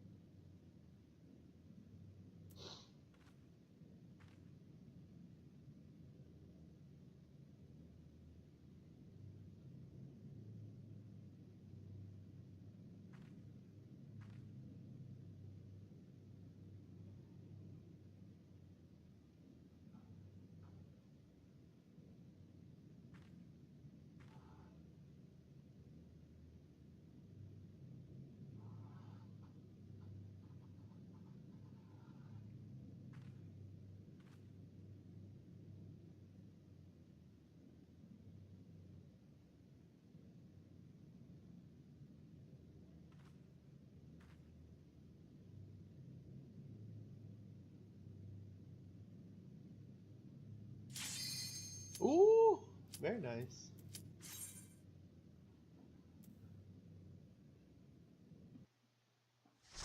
Let's do this.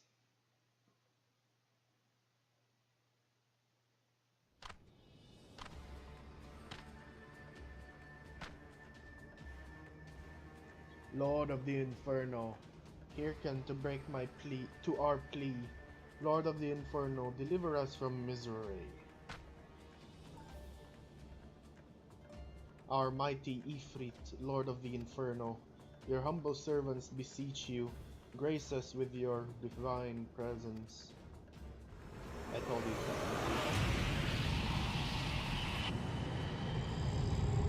Holy Jesus.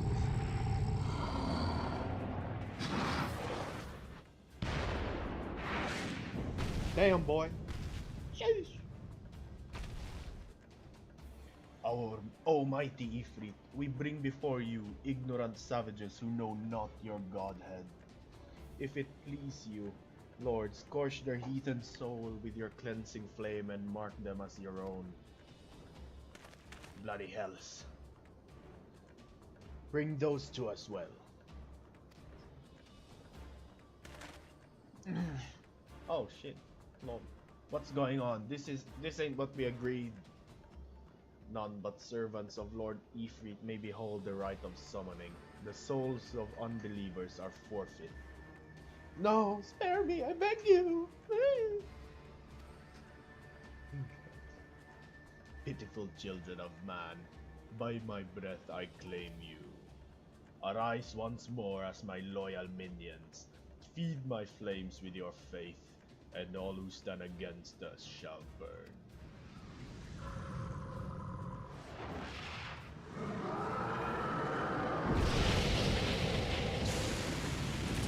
Oh shit! Almighty Ifrit. My one true god. Oh no, they have been turned into fucking Amalja. Shit.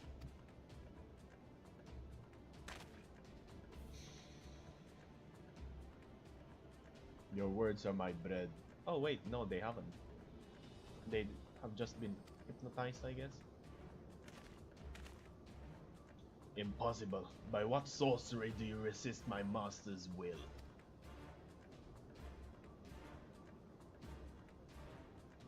Could it be? Your soul has already belongs to another. Yes, that is the only explanation.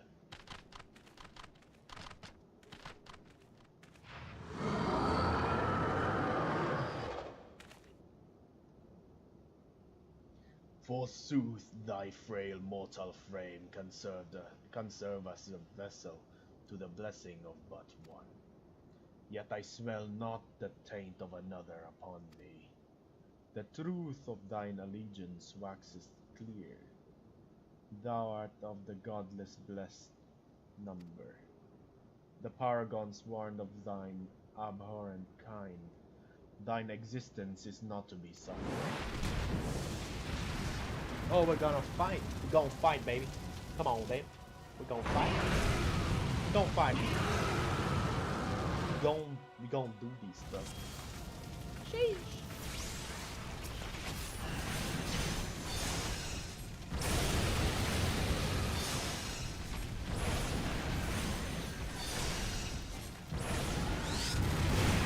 Oh, Jesus.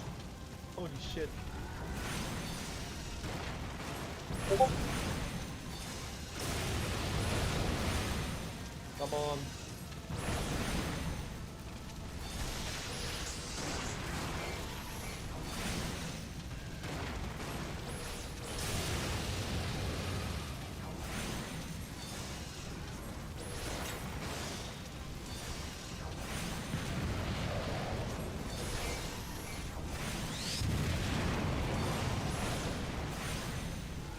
We can do this, boys. So we're clapping.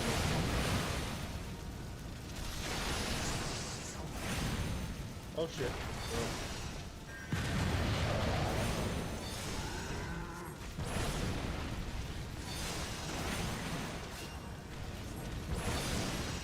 DPS maybe big damage.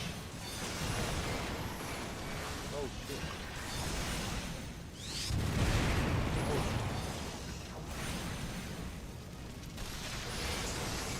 Big damage, baby, big damage. What the fuck is that? I'm gonna kill it. I'll try it.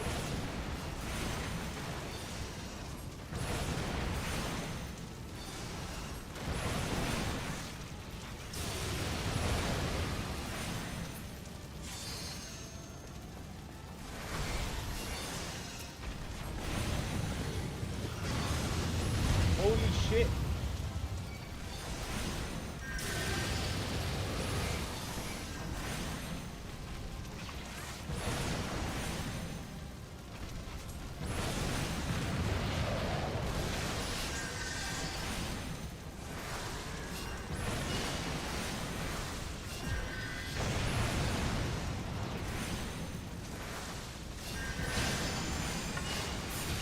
Oh shit.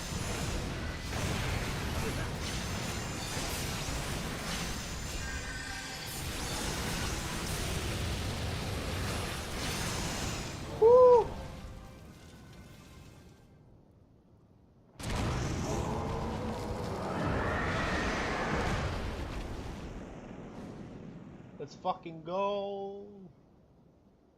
Did we kill a fucking god? Are you serious? Oh shit. Get it. Get it, baby. Get it.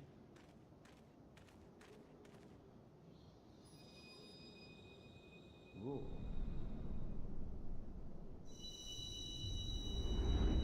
Uh-oh, flashbacks.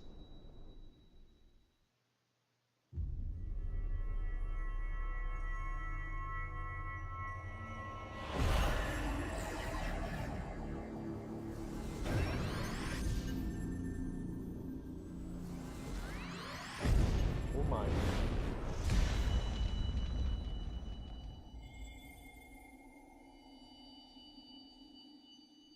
Very interesting.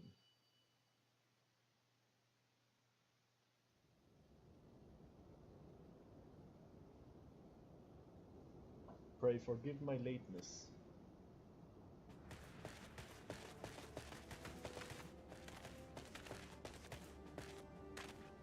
I was delayed by a congregation of Amalja zealots. I swear each seemed more evangelical than the last. Persistent lot.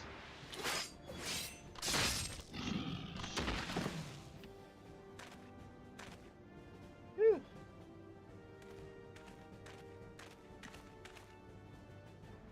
I see the Bloodsworn wasted no time extracting the captives, no less than I'd expect from the Flame General's handpicked men.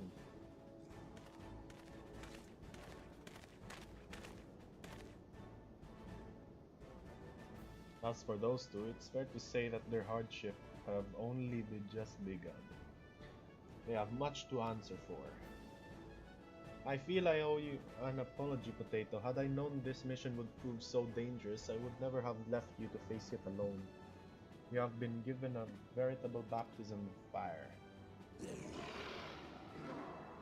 But let us continue this conversation in a more agreeable surrounds. Camp Drybone, shall we say?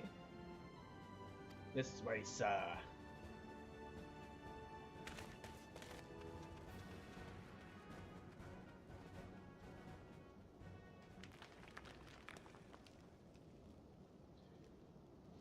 Metal scale. So that was the mighty fleet. Oh shit. It's him. And what a disappointment he was. The readings are nowhere near what I anticipated, even taking Ul'dan interference into account.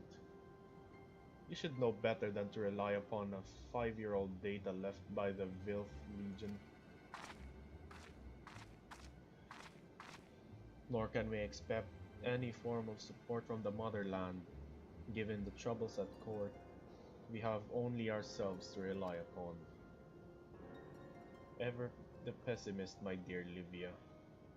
Promise me you'll never change. We've wasted enough time here.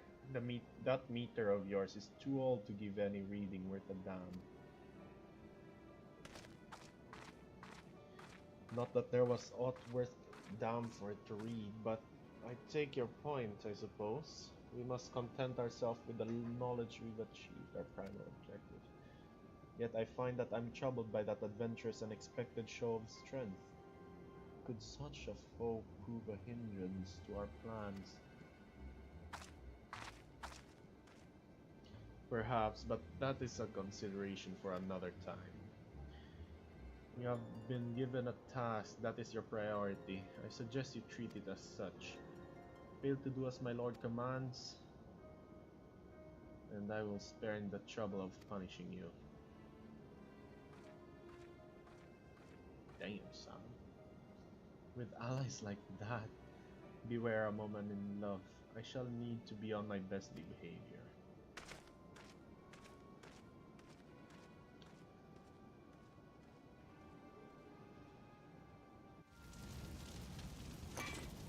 Damn, boy! What have I earned from that?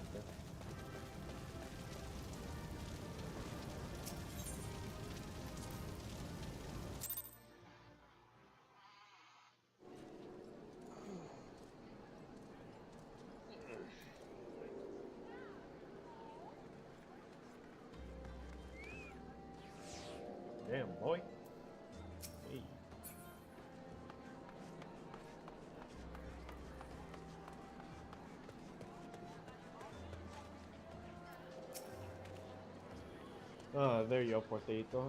Come rest a while. You'll have no better opportunity after witnessing their god's ignominious defeat. The Amalja will be less inclined to risk our wrath for a time at least. Now, where were we? Ah, yes. I was in the process of apologizing. I do hope you can forgive me. I arrived too late to be of any use to you or the abductees. They may be whole of body, but the same cannot be said for their minds. For once a man is tempered. But it ill suits me to dwell on the negatives. Amidst all our misfortunes, there is still reason to rejoice. Ifrit is slain, and by your hands, no less. That is the deed of no ordinary individual, Potato. Not that I ever thought you were ordinary. On the contrary, I have long suspected that you have the potential to shape the fate of this realm. What can I say? My fine eye for talent remains undimmed. Nymphilia will be proud beyond all reckoning when she hears of your deeds. I trust you shan't object to my bearing of tidings to bearing the tidings to her. That way I can claim to have contributed something to this mission. You, meanwhile, have earned yourself a rest. Take some time to relax and return to the waking sand when you're good and ready. We can discuss matters in more detail then. Just don't take too long, will you? The realm's problems won't solve themselves.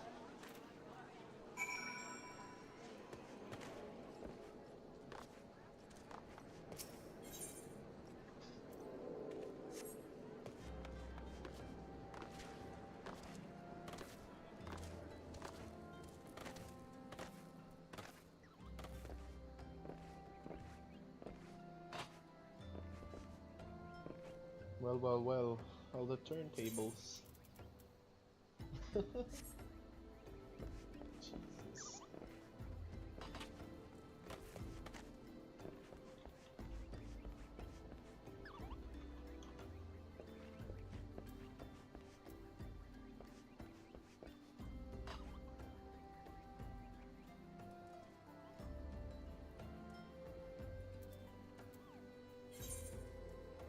So I guess we're gonna make our way to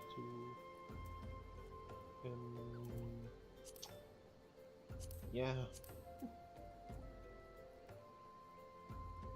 It's in Western. Yep.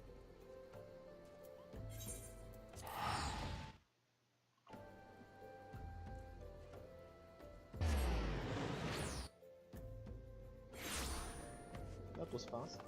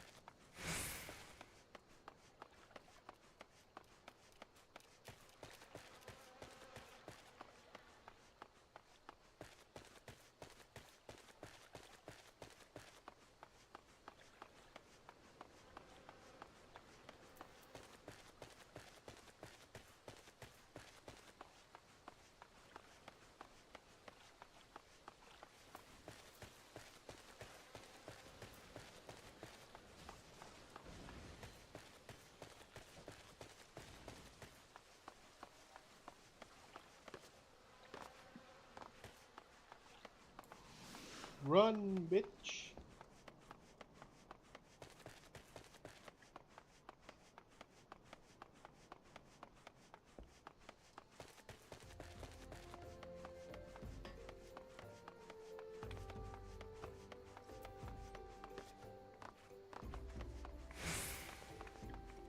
Damn, boy.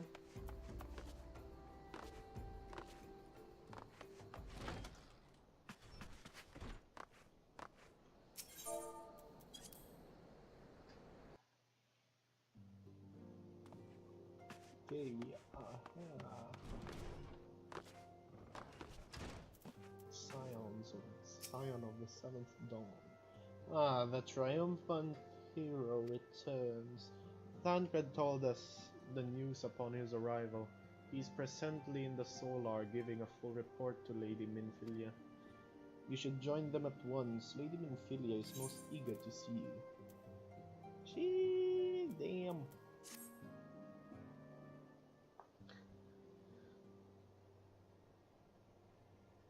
My late arrival nearly cost Potato his life. I wasn't there when the Amalja took him prisoner, and I wasn't there when they served him to Ifrit. Yes, by some miracle he survived, but that does not excuse the fact that he should never have faced such dangers alone. I failed him utterly. Ah, just as I'm failing you all.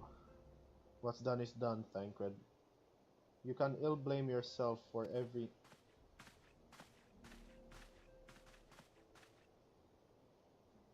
Potato, it is good to see you again. Impeccable timing, my friend. I've just finished regaling Minfilia with your heroic exploits. Tancred has told me everything. You have done well to return to us.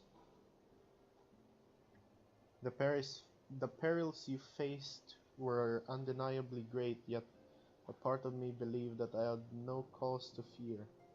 And now we can put paid to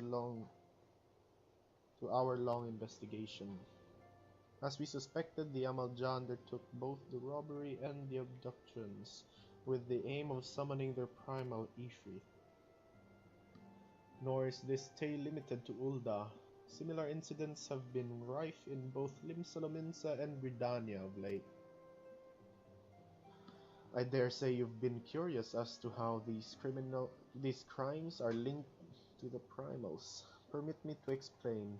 Having manifested in the physical realm, primals must consume ether if they are to maintain their presence here, and the stronger they become, the more ether they require. Now, ether exists throughout creation. It flows through all life and permeates the very air that we breathe. Alas, this alone will not suffice to sustain the likes of Ifrit. Nay, he and his kind require more concentrated source of ether crystals. It is for this reason that incidents involving crystals can often be traced back to a primal, which leaves us with the why of the abductions. To understand this, you must first understand how primals are born. When all is well with the world, primals possess no physical form. Their essence is dispersed across the great river of ether. However, when the world is plunged into chaos, those who worship the primals cry out to their gods for deliverance from suffering. What's that? These cries serve as beacon towards which primal essence is irresistibly drawn. It is this coming together, or etheric coalescence, which grants the being's physical form. Once born, the primal gains strength from its followers' worship. The more numerous and fervent they are, the more powerful their gods become. But the primals are seldom satisfied with such reverence as their adherents freely give, and in order to gain more power, they do not scruple to create followers. They do this by tempering mortals, a process to which you yourself were subjected. Yet, even as Ifrit took your comrades in this thrall, you alone remained unaffected. This is thanks to the power you possess, the Echo. We know not of the why of it, but those blessed with Echo are immune to primal influence. It is as though a greater power protects us. When first you came to us, I told you that the Echo would be instrumental in dealing with a primal threat. I trust you now begin to see why. The recent incidents all share a common trait: meticulous planning. Such elaborate designs are A new development, and one which fills me with an unshakable sense of foreboding. While I share your concern, my presiding feeling is one of relief at your safe return. The immortal flames assured me that they will deal with the aftermath, so you need not concern yourself with that. You may rest easy for a time. I suggest you take full advantage of the respite, Potato. You may be sure it won't last long. Once the people learn the identity of the hero who felled Ifrit, I fear you will have nary a moment to yourself. Fuck.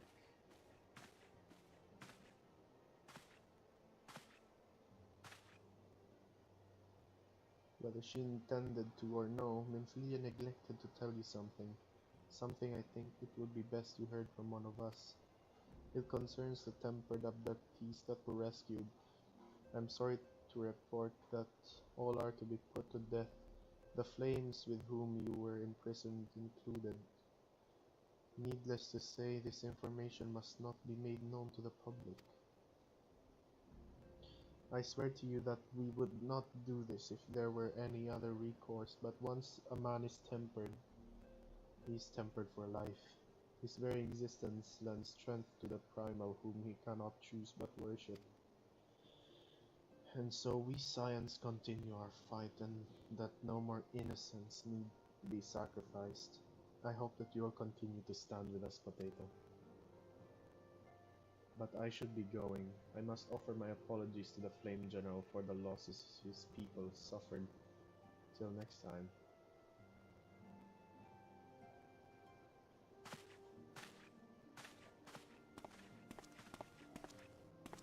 Oh wait. Gods forgive me, how many more lives? Uiswa would never have allowed this to happen. I have to do better. I have to be stronger.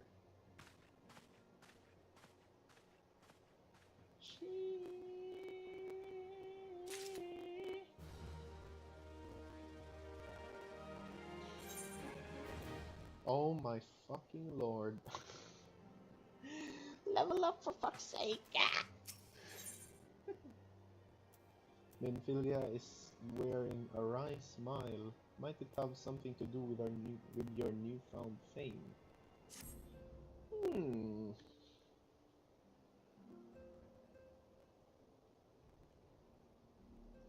Until not so very long, you were but one of the many adventurers seeking to make their way in Eorzea.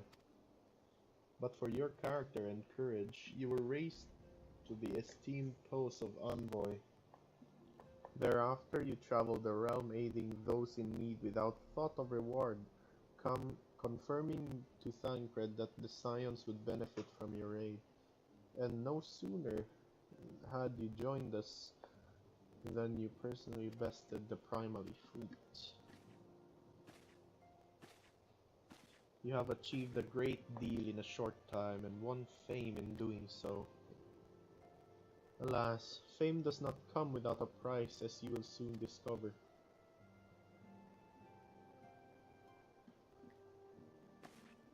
We have a guest, Potato, or rather, you have a guest. Beg pardons. Oh, shit.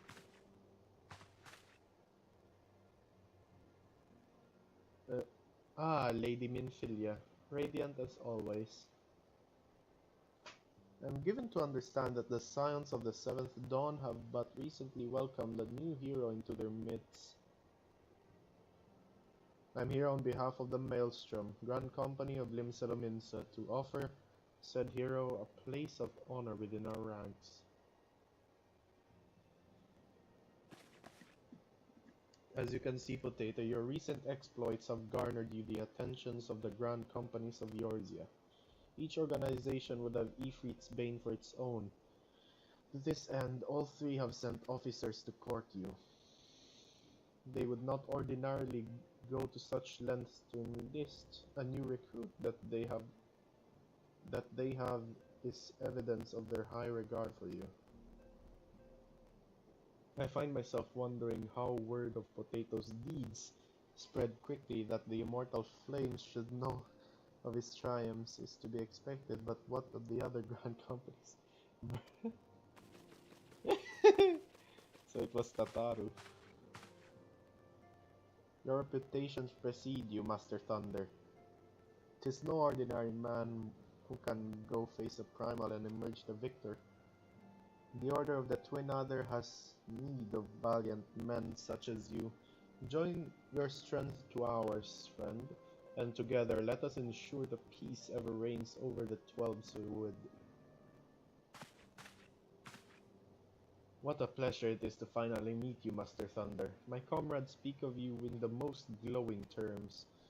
Why, even before you aided us against the Amalja and their dread primal of yours, yours was already a respected name in Ul'dah. Our people know you and love you well. A man of your talent belongs with the immortal flames. Join your strength to ours, friend, and together let us secure a prosperous future for Ul'dah. The Admiral was not exaggerating when she said you have the look of a hero. Full often does she speak of you, friend. It is only natural that we should want you for the Maelstrom. Join your strength to ours, and together let us see the grand vessel of Limsa to the shores of glory. This is difficult. This is gonna be very difficult. They live in Philia. Very well. Though I'm quite sure you need no reminding, mayhap a brief summary of the situation would help you clarify your thoughts on this matter. As you know, the Grand Companies are all-encompassing organizations empowered to call upon the martial economic and technological resources of their respective city-states in times of strife.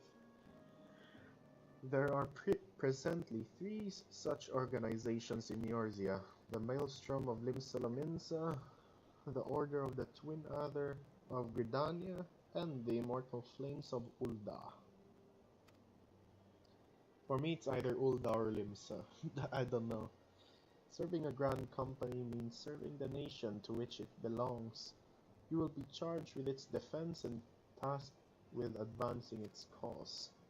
In return for your faithful service, you will be furnished with various rewards, some of which may well prove useful to you in your other endeavors.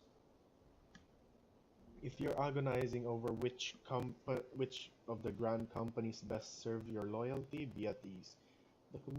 The commitments you make this day need not be permanent. Should you wish to shift your allegiance at the Bro, I'm sleepy. Holy shit. At a later date, you're entitled to do so, and yet I concede that it is no small choice you face. I thought it occurs to me. You will, of course, recall that the three city-states are planning to hold remembrance services. Well, as part of the proceedings, I am given to understand that the leader of each grand company will deliver an address. Hearing these addresses ought to help you make an informed decision. What say you, my dear officers? Oh, Jesus, a fine suggestion. You are as wise as you are beautiful, my lady. Very well, let Potato hear our leader speak, then return here with his decision. We eagerly await your answer.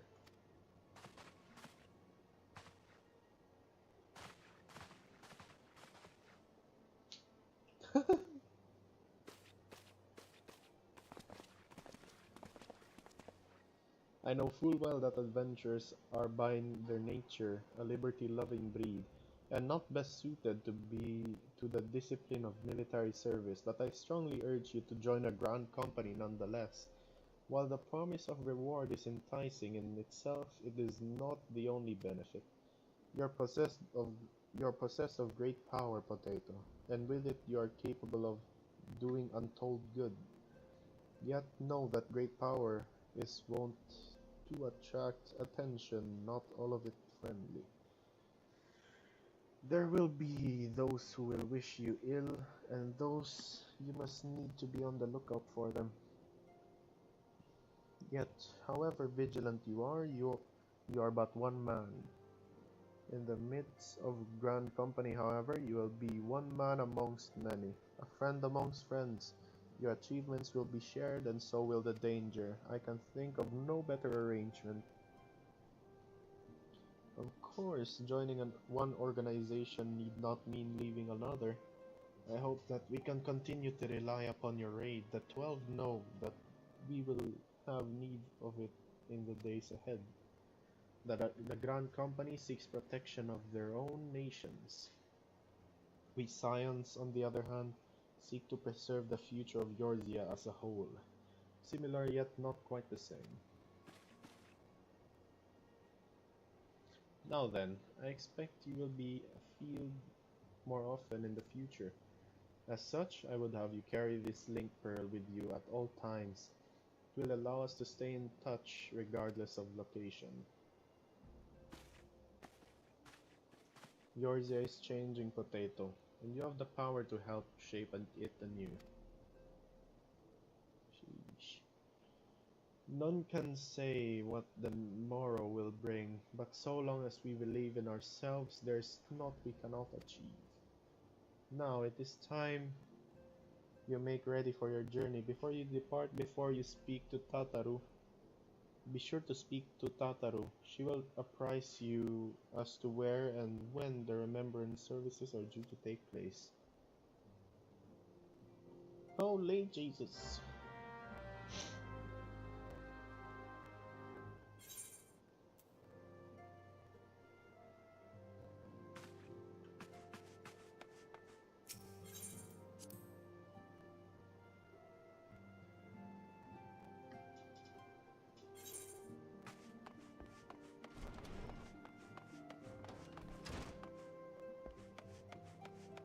What's in here?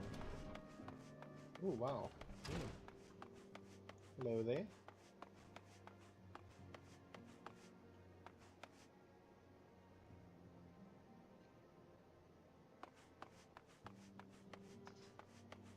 There are actually a lot of people here. Nice. Oh, what about here? No.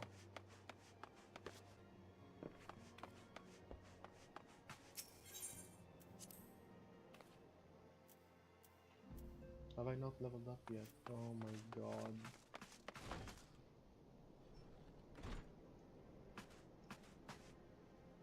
Okay, I'm gonna go pee again. I'll be back.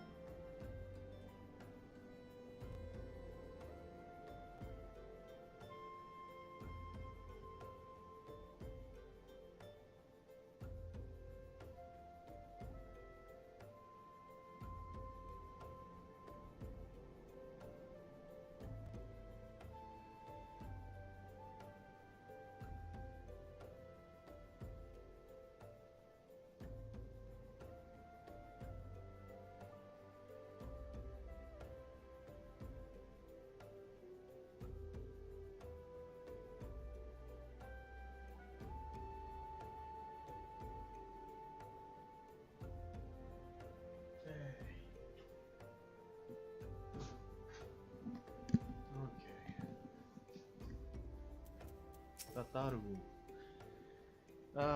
I'm sorry about all the attention you're getting, Potato. I might have sung your praises a little too loudly and often to a few too many people.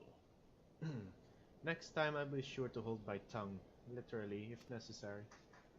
Anyway, I expect you want to know where and when the remembrance services take place.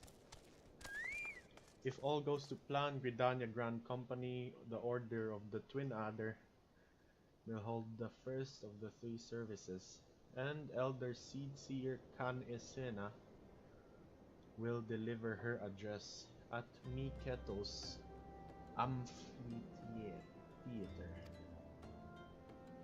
I should probably mention at this point that due to the organizational challenges involved in assembling all of the involved parties, it's possible that the order of the services might change.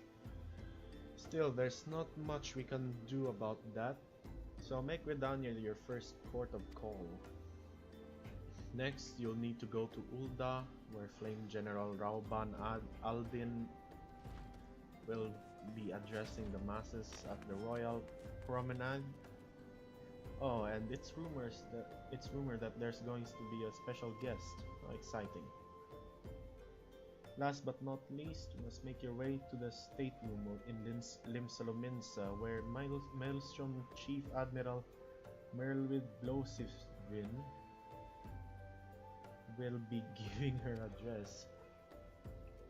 The room is accessible via the Admiral Lift.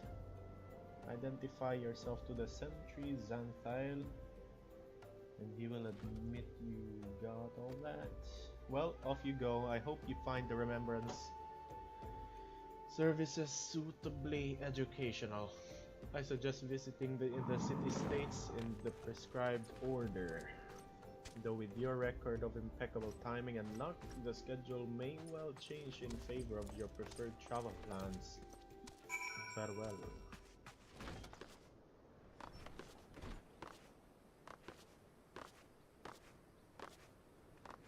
Okay, so let's go to Gridania now. Gridania. But what?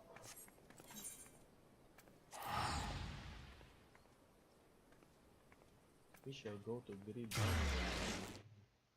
Nya?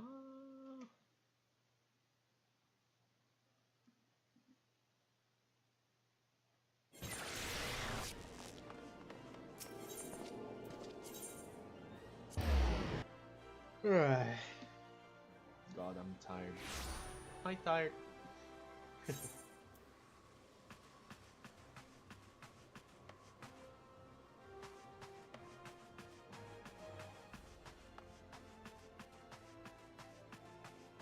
We shall go to Gridania.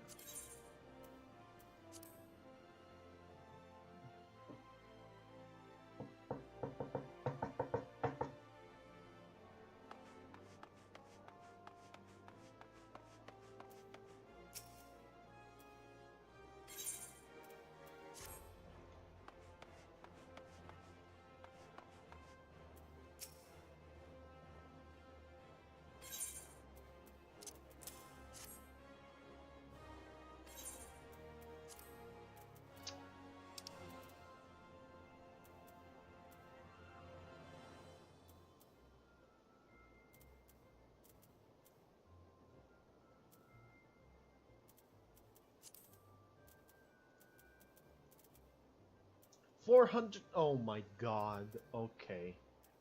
Holy fucking Jesus. Let's just do this quest then. Airship. Yeah, let's go to the Golden Saucer. Sauce.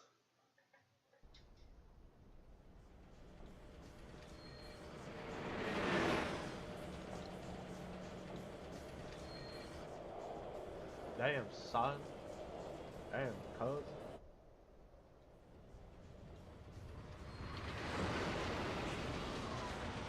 Like, what the fuck, right?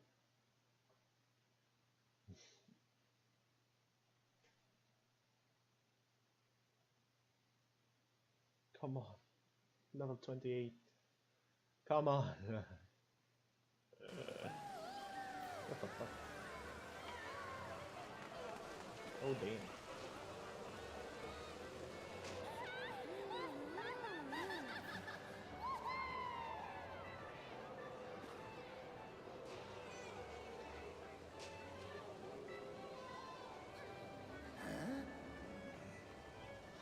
Eh?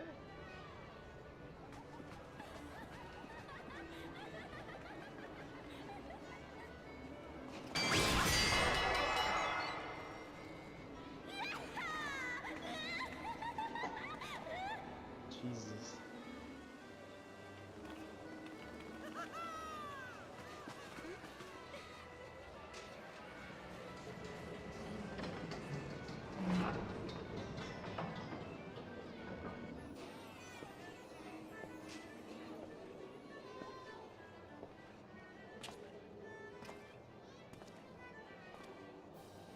The Munderville Gold Saucer.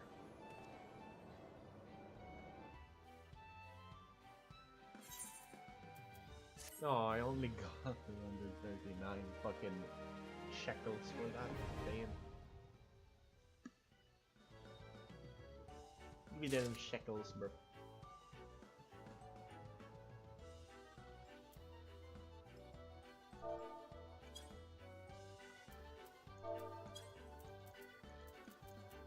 God damn it. So long. Oh, here we go. Welcome to where all your dreams can come true. Manderville Golden Saucer Points. GP Gil can be exchanged for MGP at the main counter in the middle entrance. 10 Gil for 1 MGP. Hold on law prevents the Golden Saucer from exchanging. Okay. MGP cannot be converted back into Gil, but the points can be used to purchase an assortment of wonderful prizes. For the prize, claim a pendant.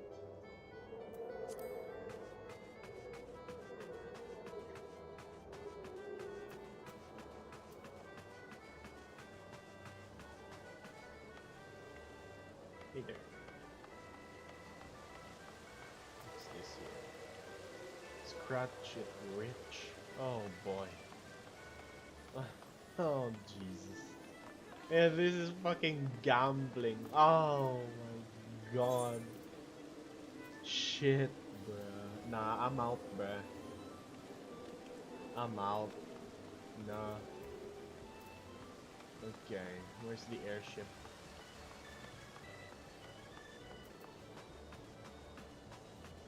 World of Wonders, my fucking ass. World of losing your money. Where's my airship? Where the fuck is my airship? Someone help. Help. Get me out of here! Oh, there. Oh, fuck out.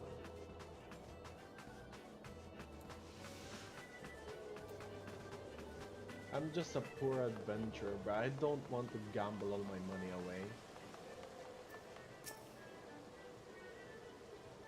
Oh no. Where's my fucking... Oh no.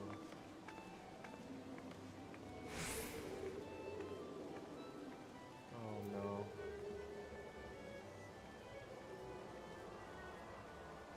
How do I get out of here? Let's just fucking fast travel, bruh. Fuck this shit. 498. Yep, rip off. Ripping me off. Kill me. Kill me.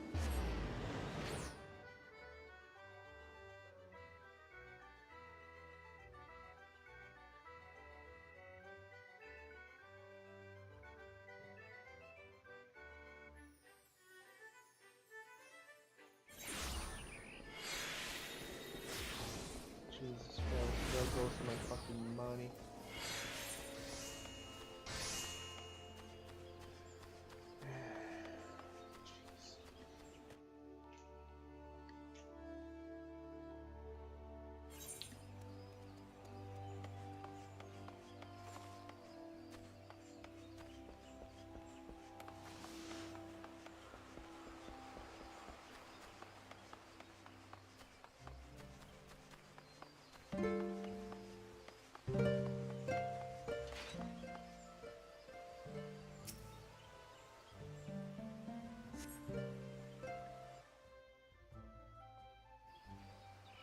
I hope there's fucking things here, voice acting. I lost my son to the calamity. Oh my god, voice acting. The three seed seers are all together. Some say you couldn't take a step without stumbling over a body.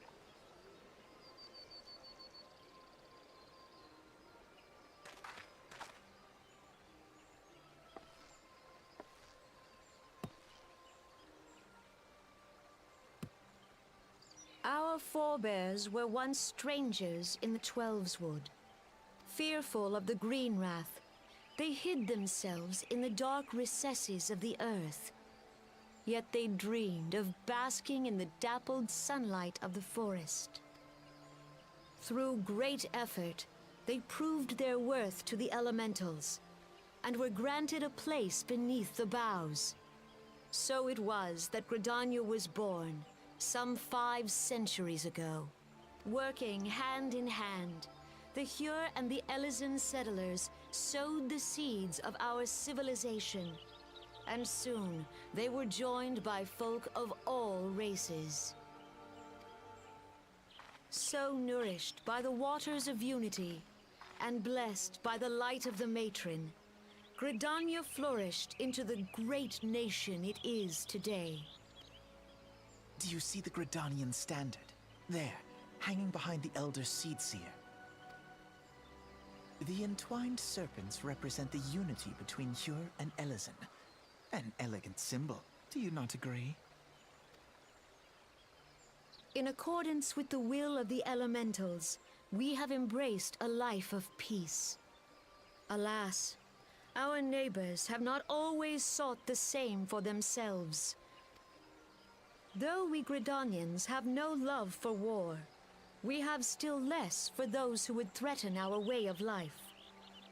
Ever have we fought to protect the sanctity of the Twelveswood.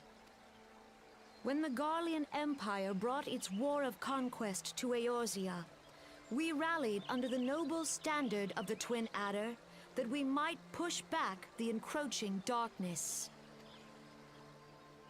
And it was we who prepared the ground for the reformation of the Eorzean Alliance, that all the peoples of this realm might stand united against the common threat.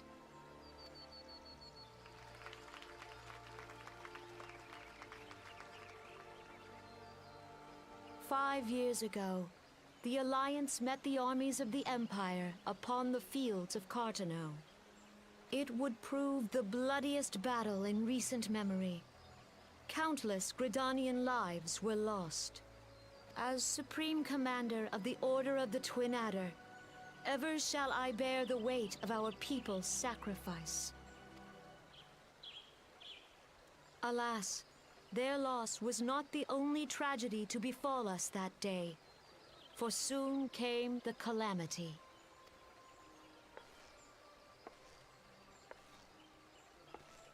The scars borne by our forest are a constant reminder of its violence.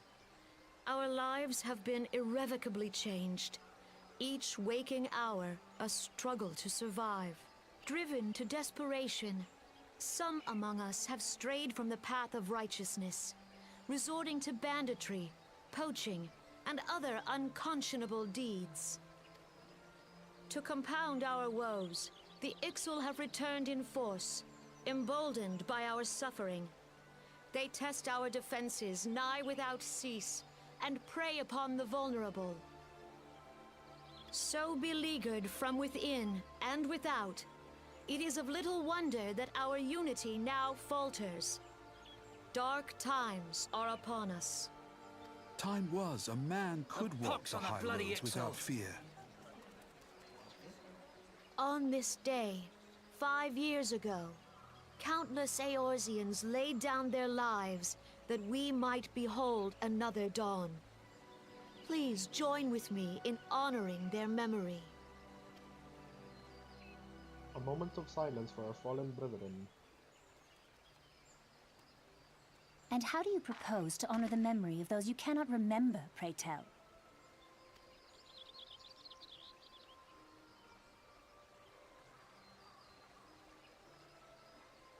The destruction wrought by the calamity was indiscriminate. It dealt death to Eorzean and Garlean alike.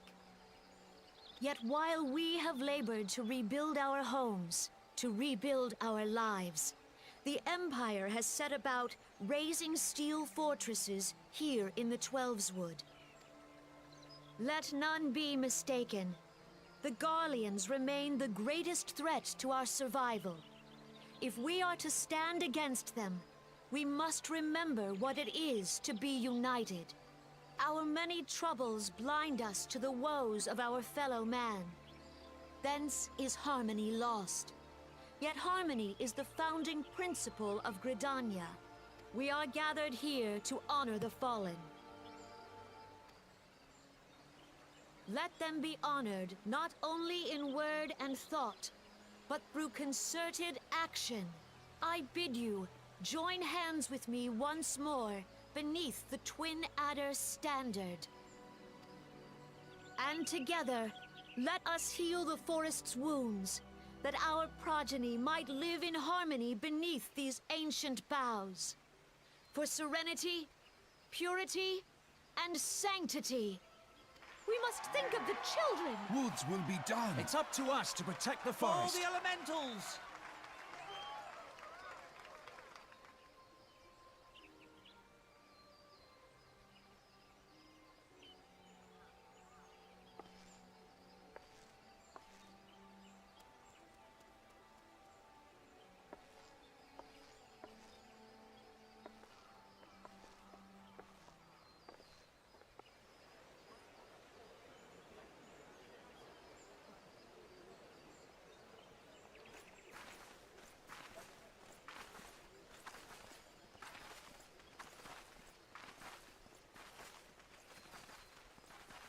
If you'll permit me, Alfie no.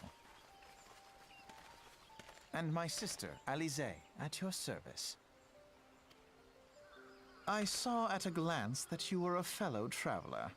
You might call us students of history, sampling the realm's remembrances in pursuit of enlightenment. Jesus Christ, what the fuck is this voice?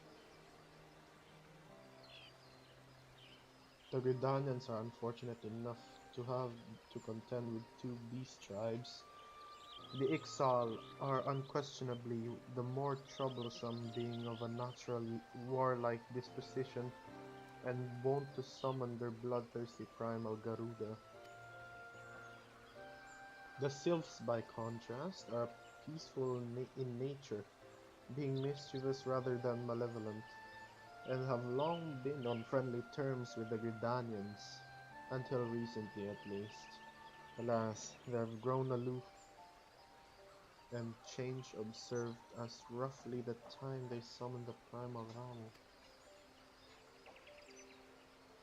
The Gridanians have no love for war, and they consider it open conflict a last resort.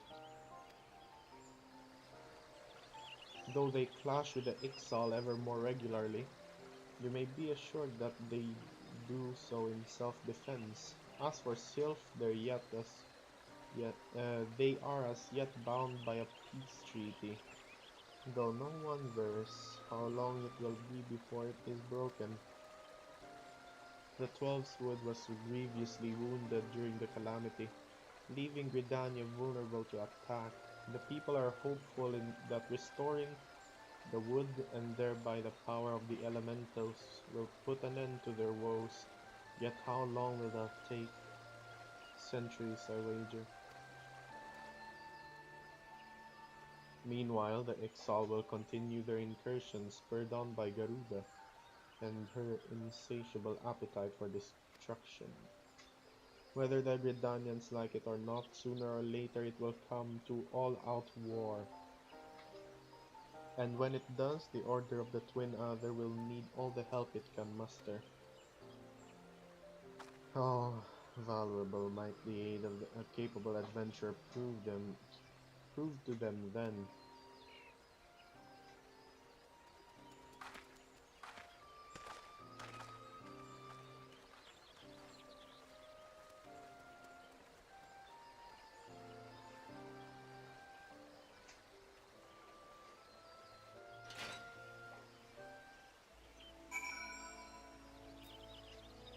Okay, what's this?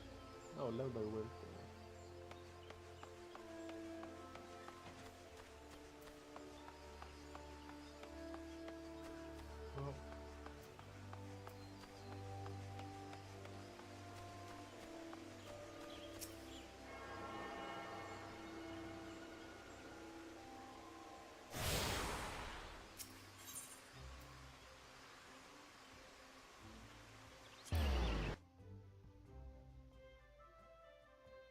Let's go to the airship.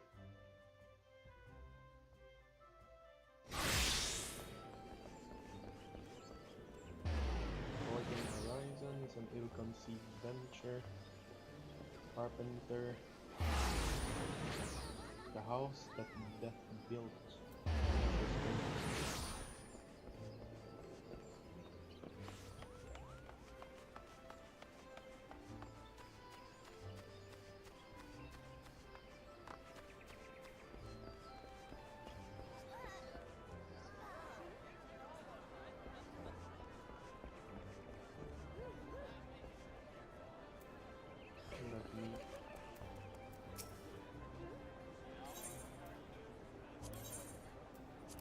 Alchemist, Culinarian. Nothing? Bro, what? Damn, son.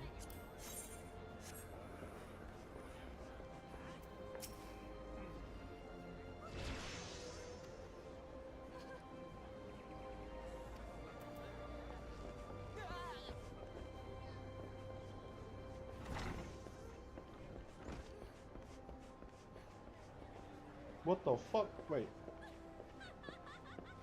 Oh. What the fuck?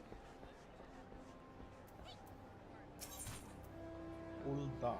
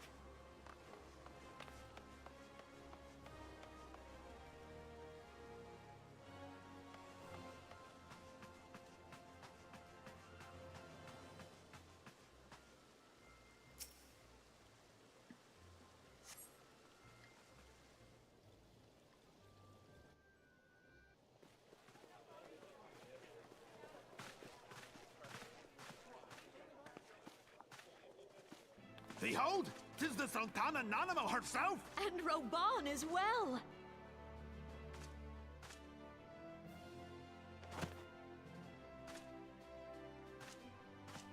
Hark you, souls of flame, drawn to the bosom of the desert, where the fire burns brightest and shall rage forevermore. Hurrah! Rauban! Where since antiquity, under the sage and judicious rule of the Ul dynasty, we have wrought sand into gold. Where by the grace and glory of Nalthal have our brave sons and daughters flourished and prospered. I speak of Ul'dah! There, at the Flame General's back flies the Grand Company's standard. Note the sigil. The golden scales of order balance the jewel of prosperity with the flame of might. Great and many are the gifts our nation has given the realm. In Eorzea's darkest hour, on the killing fields of Cartano, none spent more in blood and gold than we. Thus was the 7th Imperial Legion laid low. But I thought that was Vilf, so it was 7. I'm stupid. Okay. So that's how it happened. How soon history forgets.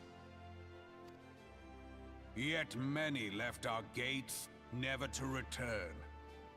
Let us pray for our absent brothers and sisters, that they might know happiness in the great beyond, as Thal's honored guests. If the fates were fair, the price we paid that day would have bought us victory. Alas, they are not.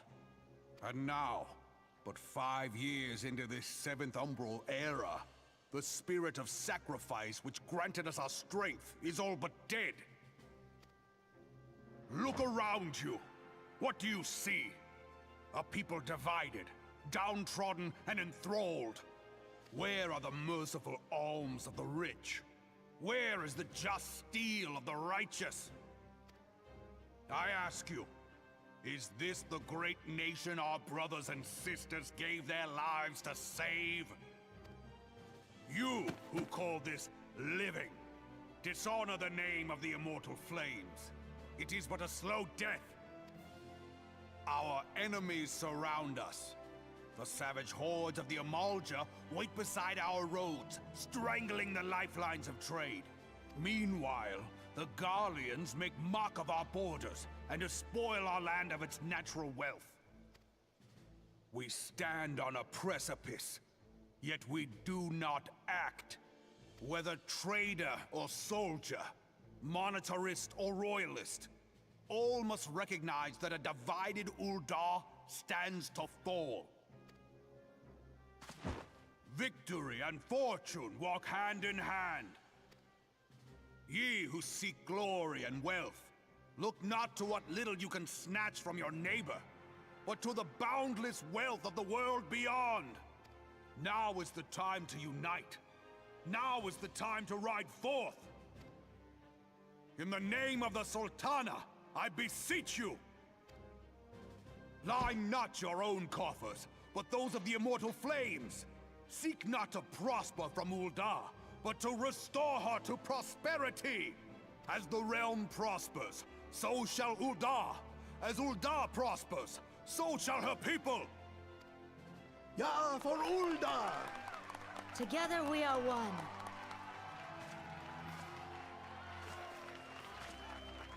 Your Grace. Raoban?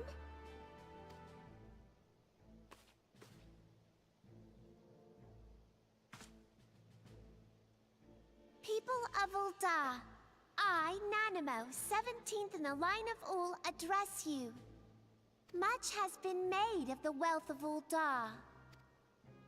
Yet those who measured that wealth in coins and carats are gravely deceived. For the true wealth of Ul'dah lies in the health, happiness, and hopes of her people. Beloved subjects, I bid you raise aloft the torch of Ul'dah, that her flames might serve as a beacon for all Eorzea to see. Long live Nanamo! Glory to the Sultana! For victory and fortune, stride fearless into the Inferno, for we are by fire reborn!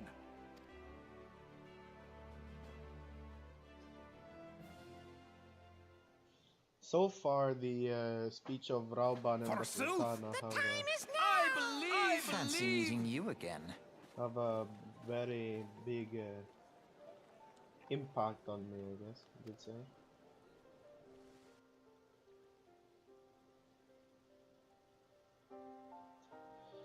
The Uldans have a long history of conflict with the Amalja, the beast tribe that worship the primal Ifrit. Judging by your look of distaste, I take it you have encountered them. I killed Ifrit, bruh.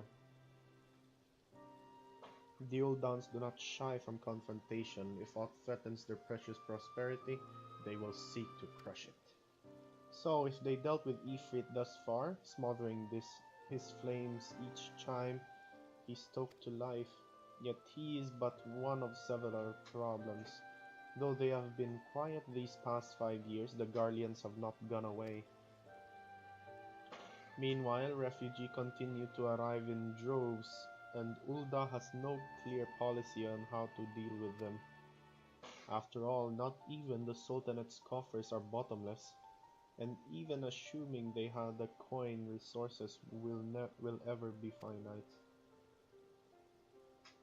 Which brings me back to the subject of Ifrit. It has been observed that the Amaljar are summoning him with ever-increasing in frequency. Every time they do, the Uldan send their forces to smite the Primal, and though they invariably succeed, each victory is brought with blood. It is a war of attrition, which they cannot well sustain. Small wonder then that the Immortal Flame are eager to recruit more members. At such a desperate hour, an adventurer of your experience would be most welcome addition to the ranks. For their sake, I hope that the Flame General's words struck a chord with you.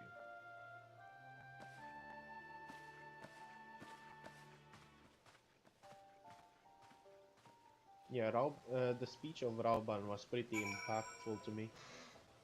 That was nice. Now,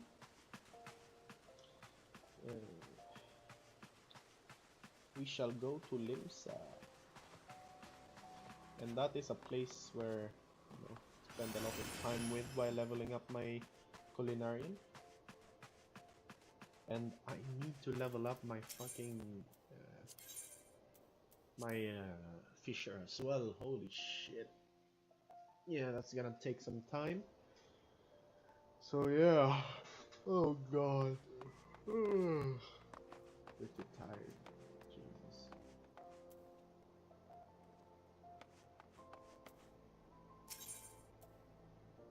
Limsa, 120 gil. Pretty good.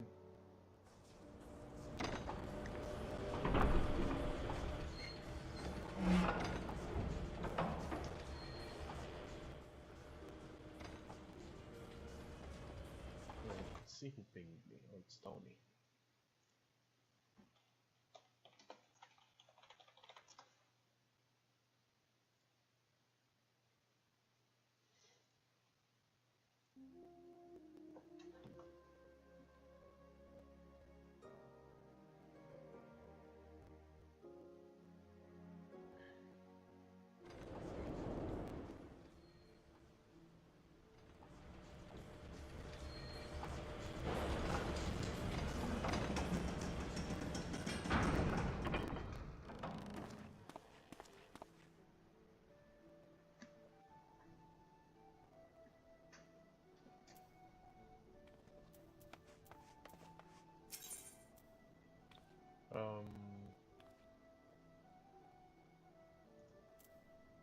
Where do I go? Oh, okay. So we'll go to Bulwark Hall.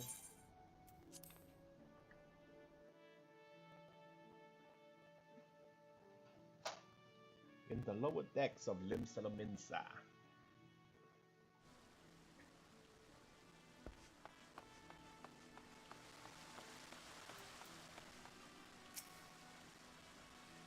Here to attend the remembrance service. Be quick, the Admiral is due to give her address at any moment.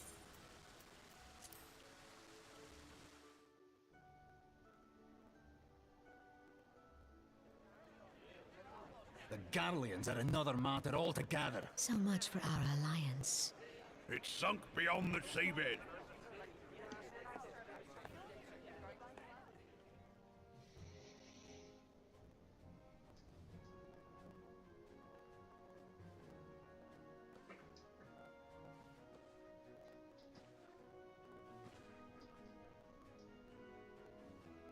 Brothers and sisters of the sea, hearken unto me. Look upon this, our mighty crimson standard, and tell me your hearts do not swell with pride.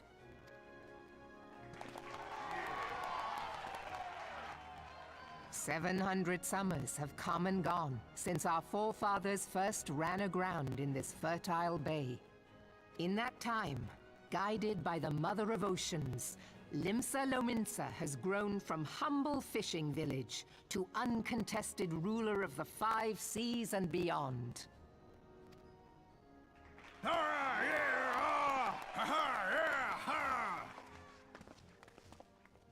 Did you look as the Admiral bid you? It is a rather stirring standard, I must say. The crimson field is meant to signify the blood of fallen crewmates, while the black longship represents a pirate vessel. When the Garlean Empire marched upon Eorzea, we assembled beneath the Maelstrom standard, and our grand company was reborn. All answered the call, from the Knights of the Barracuda to Hilfir's bloody executioners. And together, we met our would-be conquerors upon the field of Cartano. That day, the world bore witness to the united strength of Limsa Lominsa. I swear to you, no army ever fought harder or with more courage. Yet many of ours did not survive. Join me now in remembering those who fought in the name of freedom and fell. May their souls be returned to the sea.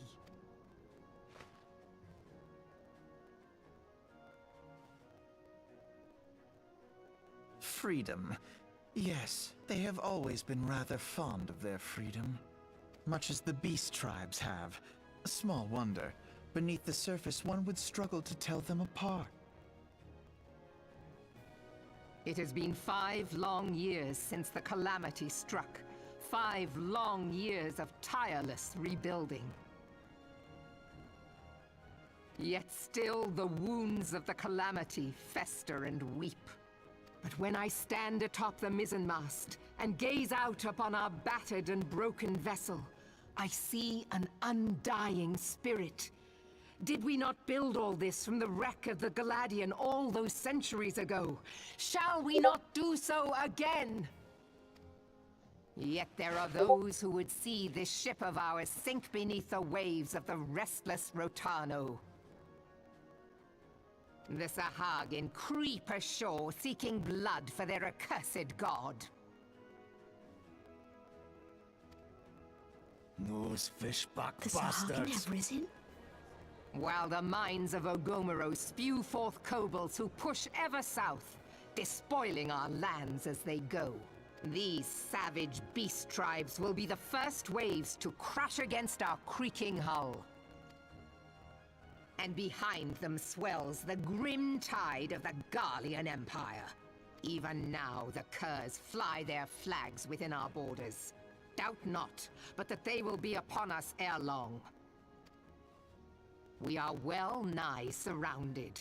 Yet there are those among us who would rather turn their swords against their crewmates than our cannons against our foes. How can we hope to repel our many enemies when mutiny breeds below deck? There is but one course left to us.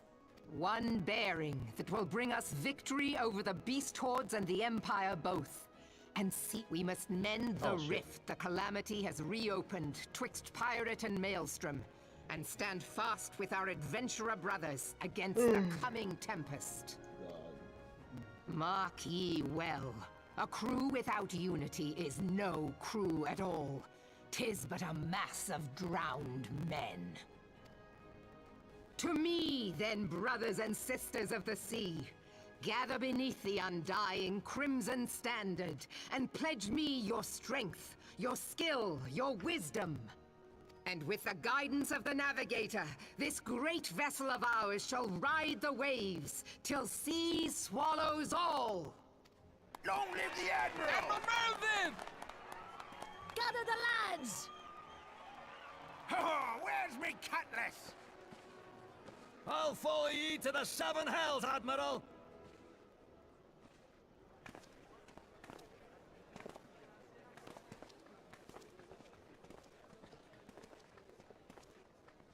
Fancy meeting you again.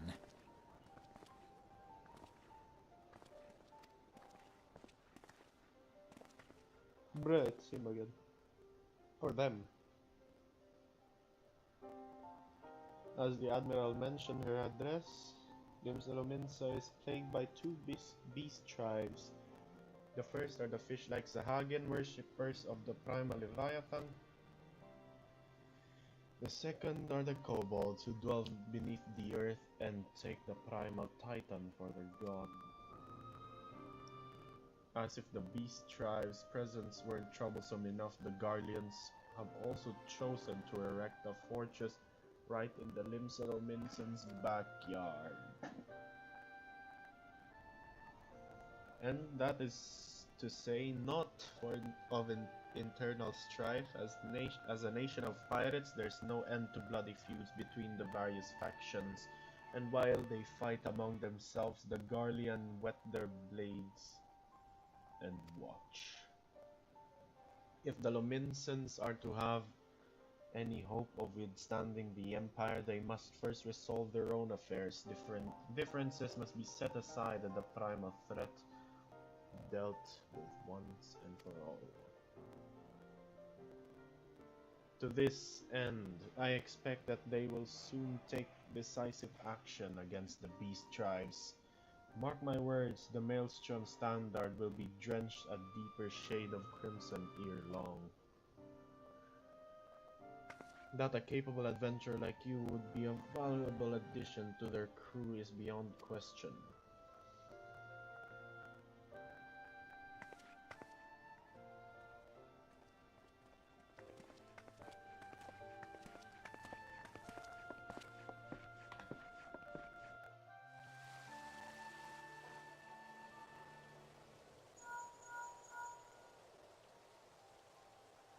Potato, this is Menphilia. Are you well? Oh, you are well, I hope.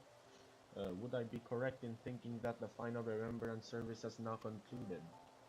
A moment ago, you said. What a coincidence. Jesting aside, I trust you remember our guest from the Grand Companies. Well, delighted though we are to have them here at the Waking Sand, it would not do to keep them in suspense any longer than necessary. In short, hurry back.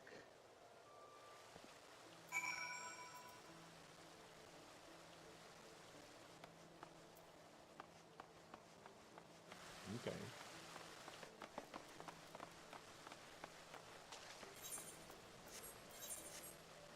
Wait, I think I have things to sell here. Yeah, let's sell them the staffs. The staffs. 10-4 brother.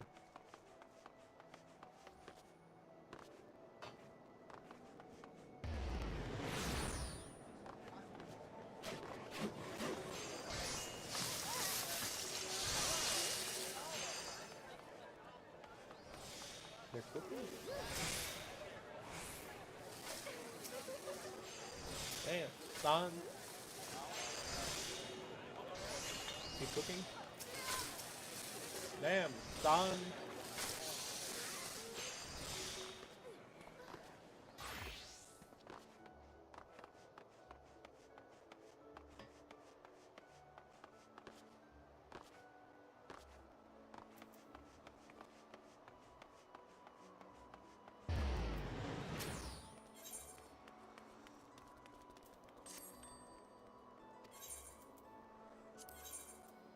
Okay, don't have any gil yet.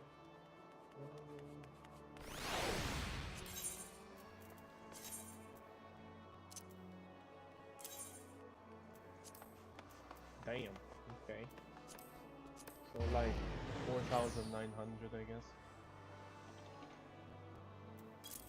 About the 2 staghorn staff. That is incredibly cheap. Why? I don't know. Jeez.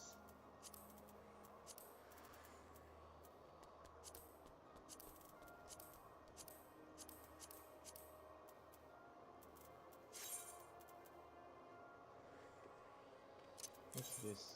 Oh shit. Oh. What about this? Source punch is 500.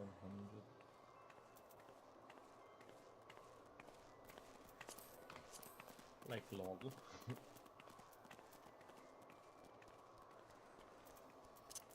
Wait. Yeah, you. Jesus. Okay. Oh. How much is the maiden cart in the market? Oh my god. Dried plums. Cheap. Ogre pumpkin. Incredibly cheap. Natron. Yeah, it's quite expensive. How much? 395.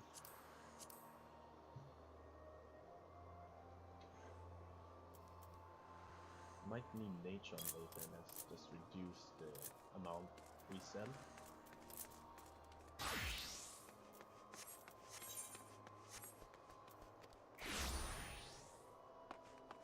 Okay. Let us go back to the Waking Sand.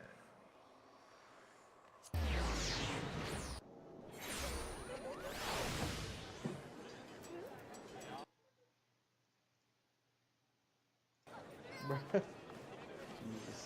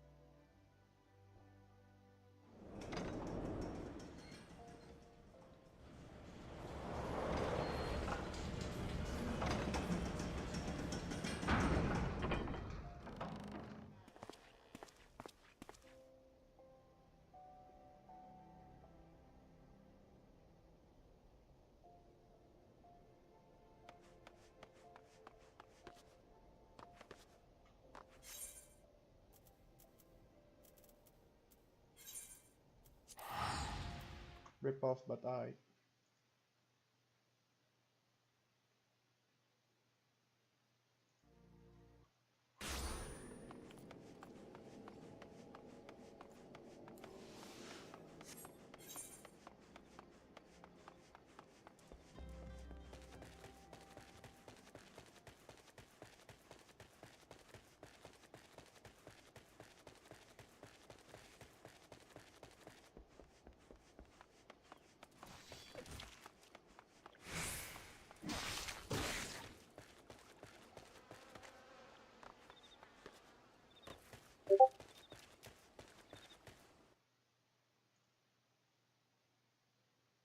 Oh Jesus. Interesting. I'm gonna watch it later. After the stream. Wait, let's actually research first.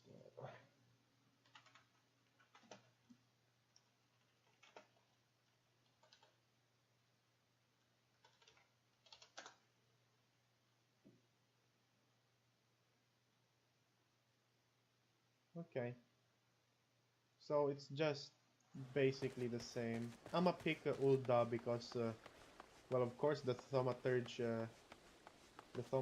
guild is in Ulda, and yeah, all that shit, you know.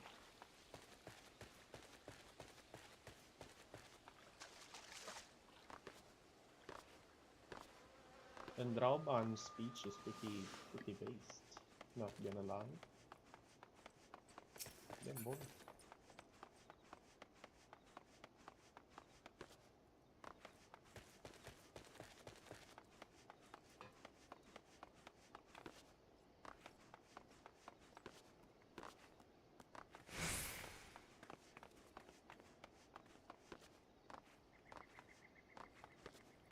It's like a glory to the Sultana moment.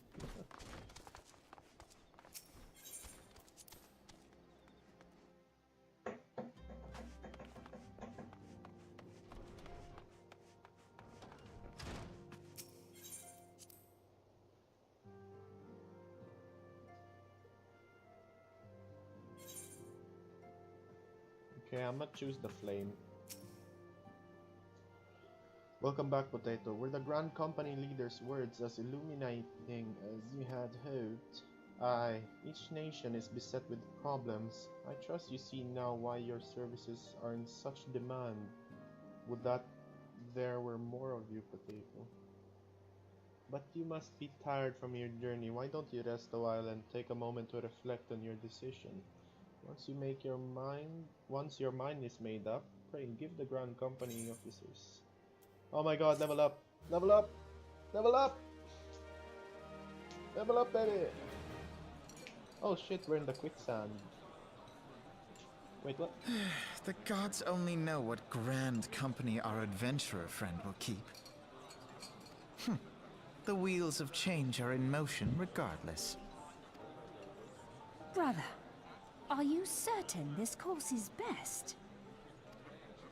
Whatever do you mean, dear sister? The so-called remembrance ceremonies were little more than standard waving rallies, as though the Calamity and Seventh Umbral era warranted scarcely a mention. Well, of course they were standard waving rallies.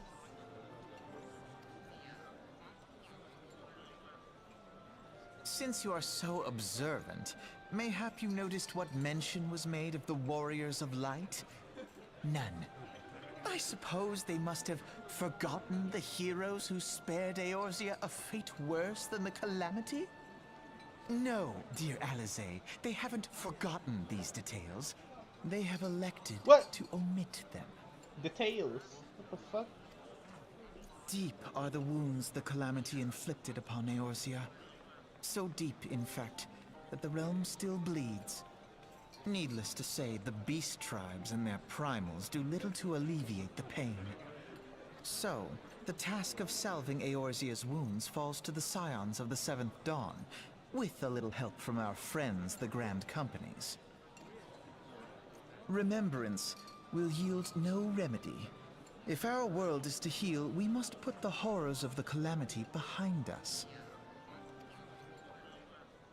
Our grandfather would never entrust the fate of the realm to despots who rewrite history to their convenience.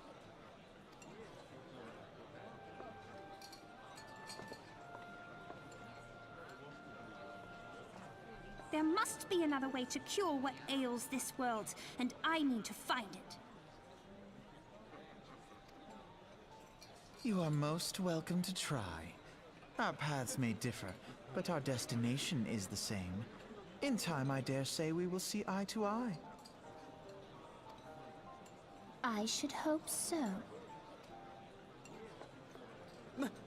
My lady! We are to escort you!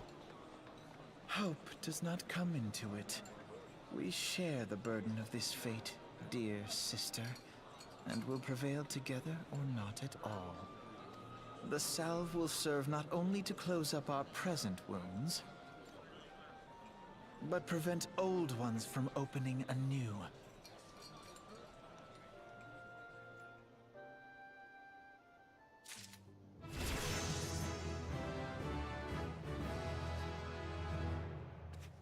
Ooh, I got the trait. What? Let's see that shit.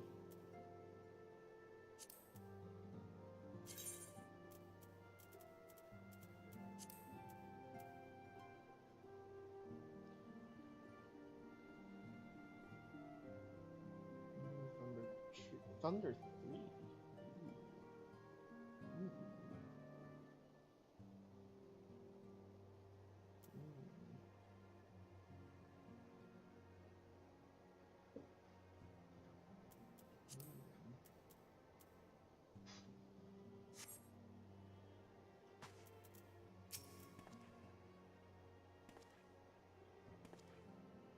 Welcome back, adventurer. I take it General Rauban's words kindled a fire within you. Excellent. I fear that the incident with the traitor may have soured your opinion of us. It gladdens me to see that that isn't the case. But before we can count you as one of our own, you must formally inducted into our ranks. Suit black dye. Mortal Flames recruitment officer is eager to welcome you to Ulda's Grand Company. Please proceed to the Hall of Flames and identify yourself to the personnel officer. I will notify him of your coming. With your strength joined to ours, we shall surely prevail over our enemies, be they beastmen or Imperials. I'm sorry, other two, but yes. I picked my company. So it's in Ulda, I think. I hope.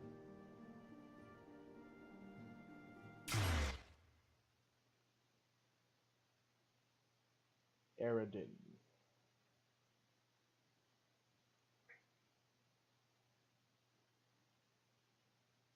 Oh, new word proximity chat. Oh, Jesus.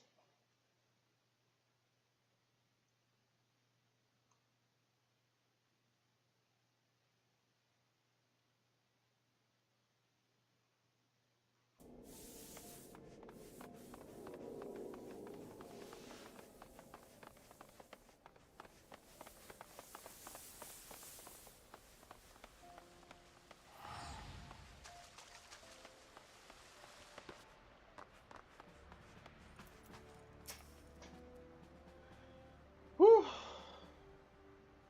What brings you to the Hall of Flames this morning, adventurer?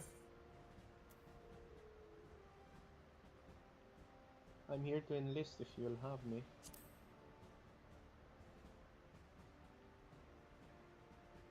Is that so? Well then, I must ask you for your name. But let me guess, it is Potato Thunder, is it not? Yes, you are just as our man at the Waking Sun described. Thank you for electing us to join. Now, in order to formalize your... Sir! Sir! Speak, Private. Imperial, sir. They fired on a Highwind Skyways airship. Scouts say she's coming down to the west near Horizon's edge. Bloody hell, of all the times for this to happen. Potato, there's no time for formalities. The Immortal Flames need your help now! We're in the midst of a large-scale operation against the Amalja, and we have no one to spare in Western Thanalan.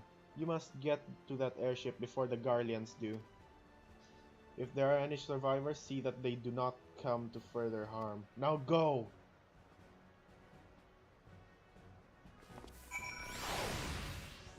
Go, go, go!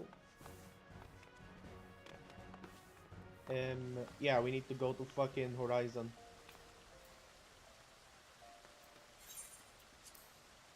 Over there.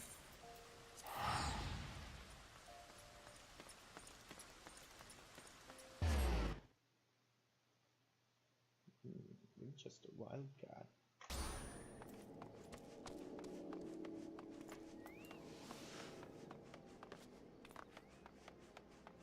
But my favorite gun must be the MCX.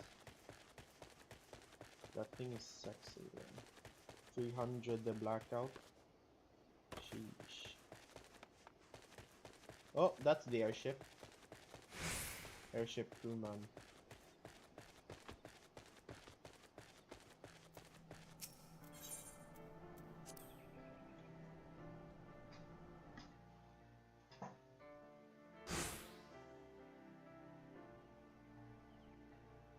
Oh shit, Imperials. Garleans, I mean. I think.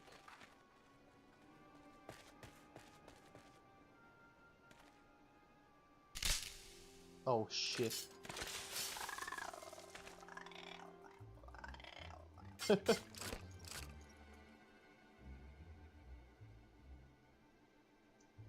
adventurer?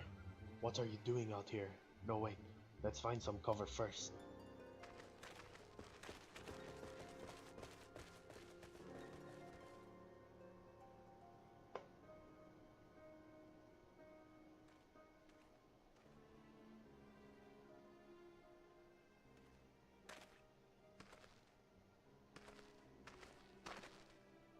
The Immortal Flame sent you. How do I know you're not an Imperial spy? You don't even have a uniform.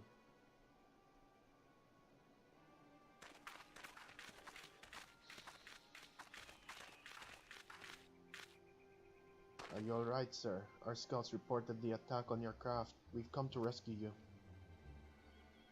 Potato Thunder, yes? Glad to have you with us.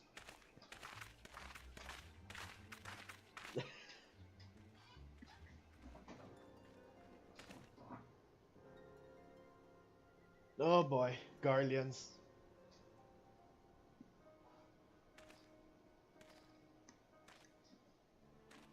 I have not seen a craft of this design before.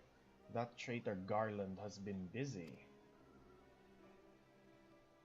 The secrets of Magitech are ours by right. They are not to be squandered upon the savages of this land. Oh shit. We are taking this craft back to Fortress. Dismantle it if you must, and bring the engineers someone. Someone must pay for Garland's crime.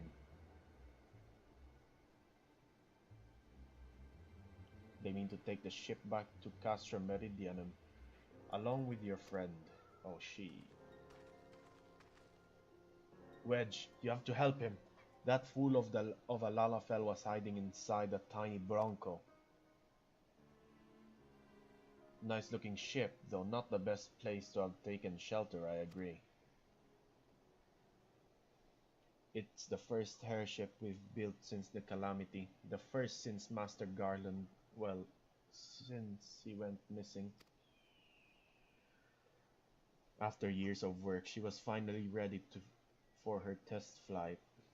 And she was soaring, she really was, till those bastards blasted her out of the sky. We attack on my command. Kill them quickly, and save the Lalafell if possible. Is that clear, Potato? Show them what becomes of those who play with fire. Charge, my brothers!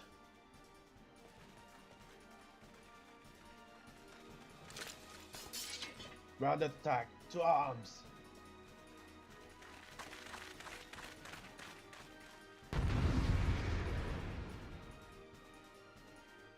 We shall cast thunder. Bunda. Oh shit. Oh no, I can't actually. Damn, I.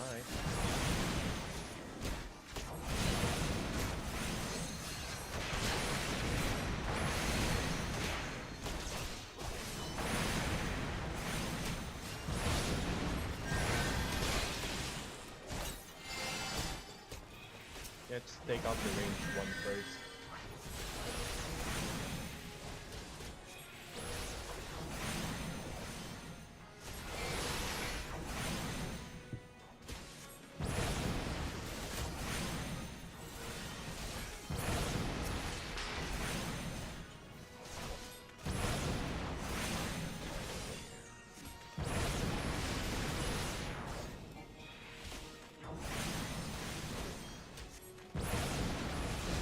Okay, now we shall attack them.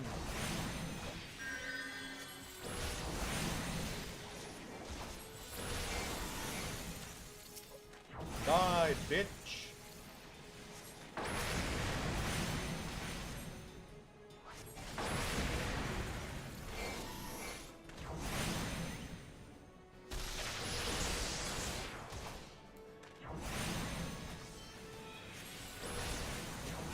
Oh, what the fuck is that thing?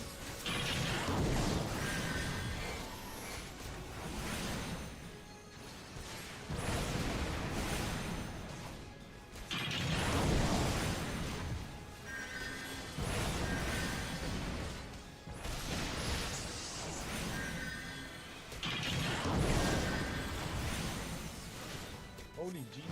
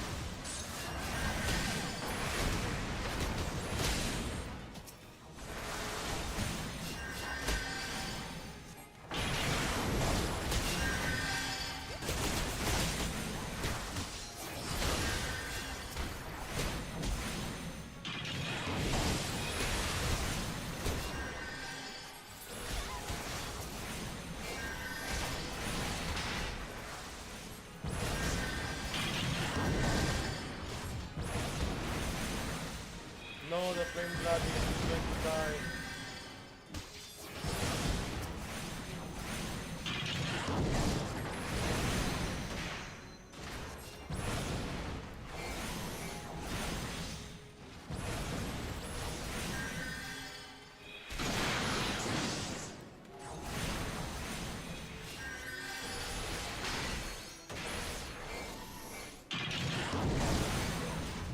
Keep fighting! Damn it, stop! Damn it. No, he died! Fuck!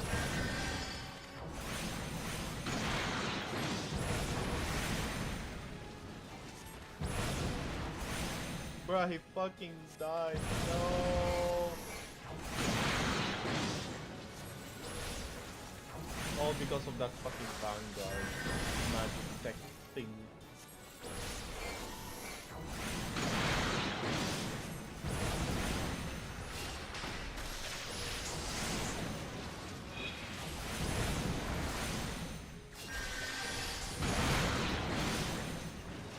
My god, that guy is fucking tanky.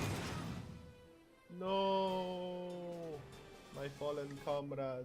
No, Biggs.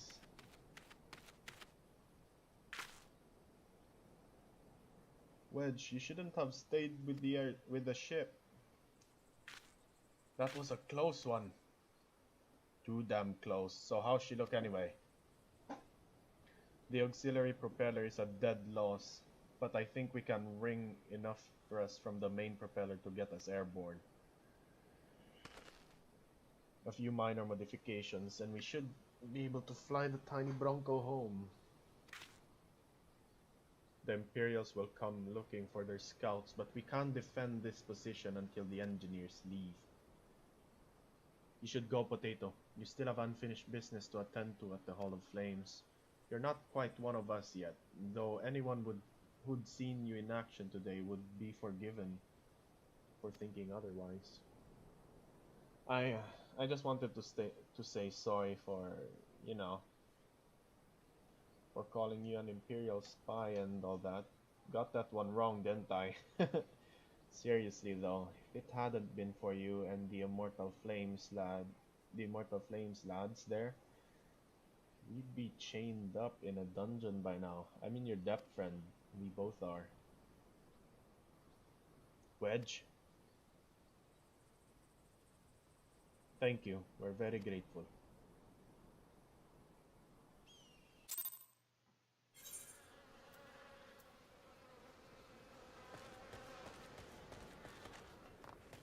Okay, oh my goodness, okay.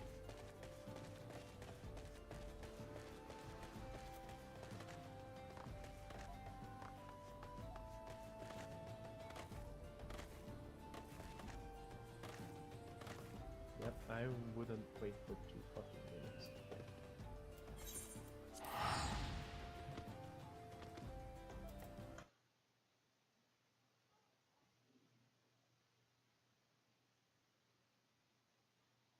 Tarkov is not dead yet, I guess. I don't know. I don't fucking know.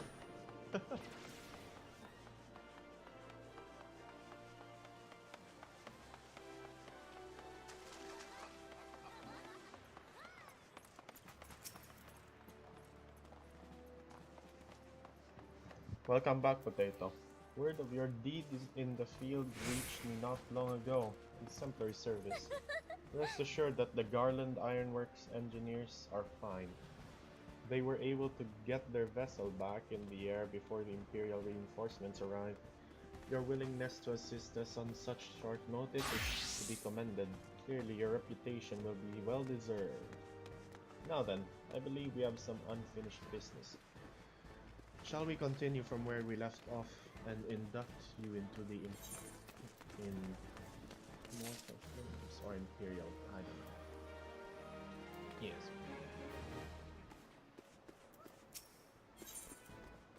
Ooh! What's this? Flame seal. The personnel officer stands ready to complete induction.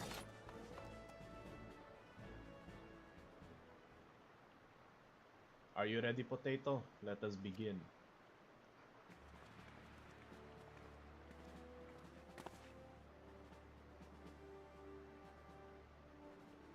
Potato Thunder, you stand poised to enter a sacred trust.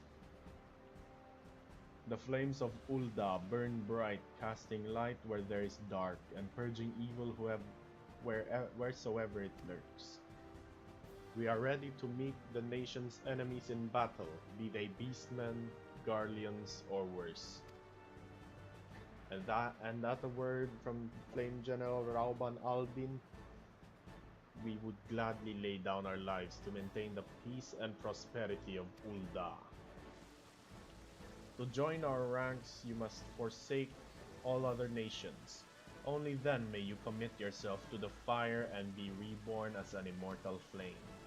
Burn as one of us, Potato Thunder, and together we shall chase the darkness from Ulda. Will you swear an oath to mark this occasion?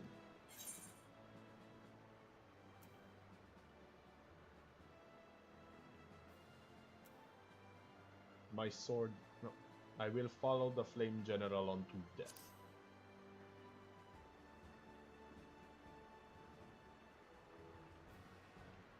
The Flame General would lead the van in every battle if he could. It wouldn't surprise me if you had the chance to fight by his side one day. Very well, your resolve is plain. Potato Thunder, I hereby confer upon you the rank of Flame Private 3rd Class. Welcome to the Immortal Flames, Private. May you fight to the last for coin and country.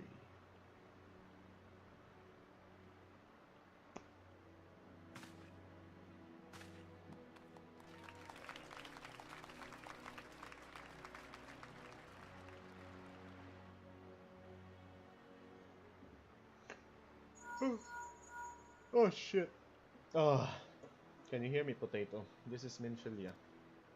An officer of the Immortal Flames contacted me with news of your enlistment. My congratulations, Private Thunder. I have no doubt that you are eager to make the acquaintance of your new comrades, but I would ask you to pay a visit to your old ones first. Remember, though you are now a flame of Ulda, you are no less a scion. Pray, return to the Waking Sand at your earliest convenience. There are some friends here whom I would very much like you to meet. We shall be waiting. Seems your presence is required elsewhere. But before you leave, perhaps you could find a moment to speak with Commander Swift. He's not one to see new recruits into the field unprepared.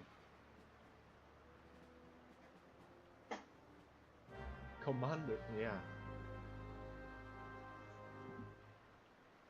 Hey. My little choc.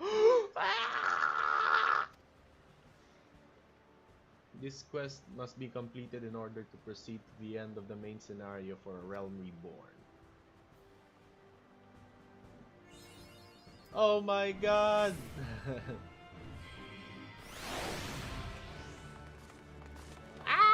Chocobo!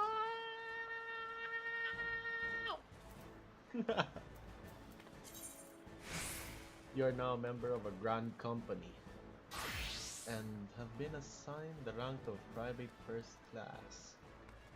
Your grand company and rank can be confirmed at any time under the Profile tab in the character interface under the character in the menu. Grand companies pay their members not in guild but in company seals. You can confirm how many seals you are in your possession under the currency in the menu. Seals renewed by completing missions. Grand Company Quartermaster is stationed at the Grand Company headquarters and will exchange items for company seals. Company seals are only redeemable at Grand Company. Okay. So here I guess Flame Quartermaster. Oh, sheesh. Damn, boy.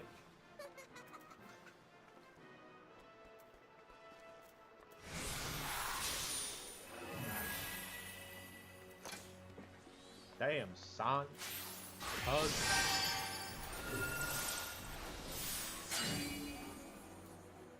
Damn, hug.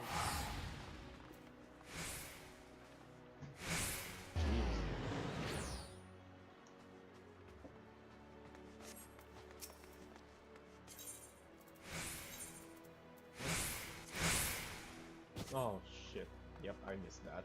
God.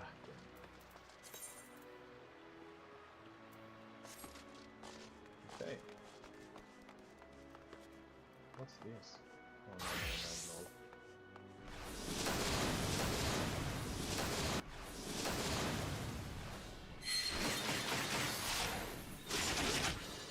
Jesus. Okay, so I'm gonna continue this shit. In the next one. I am pretty tired. I'm pretty beat up. Holy shit, this is ridiculous. So, yeah. I am going to accept the My Little Chocobo quest. Or, well, I'm gonna accept it in my next stream so that I can stream myself playing the Chocobo. But, yeah. Thank you for stopping by. Thank you for watching. I hope you enjoyed, and I will see you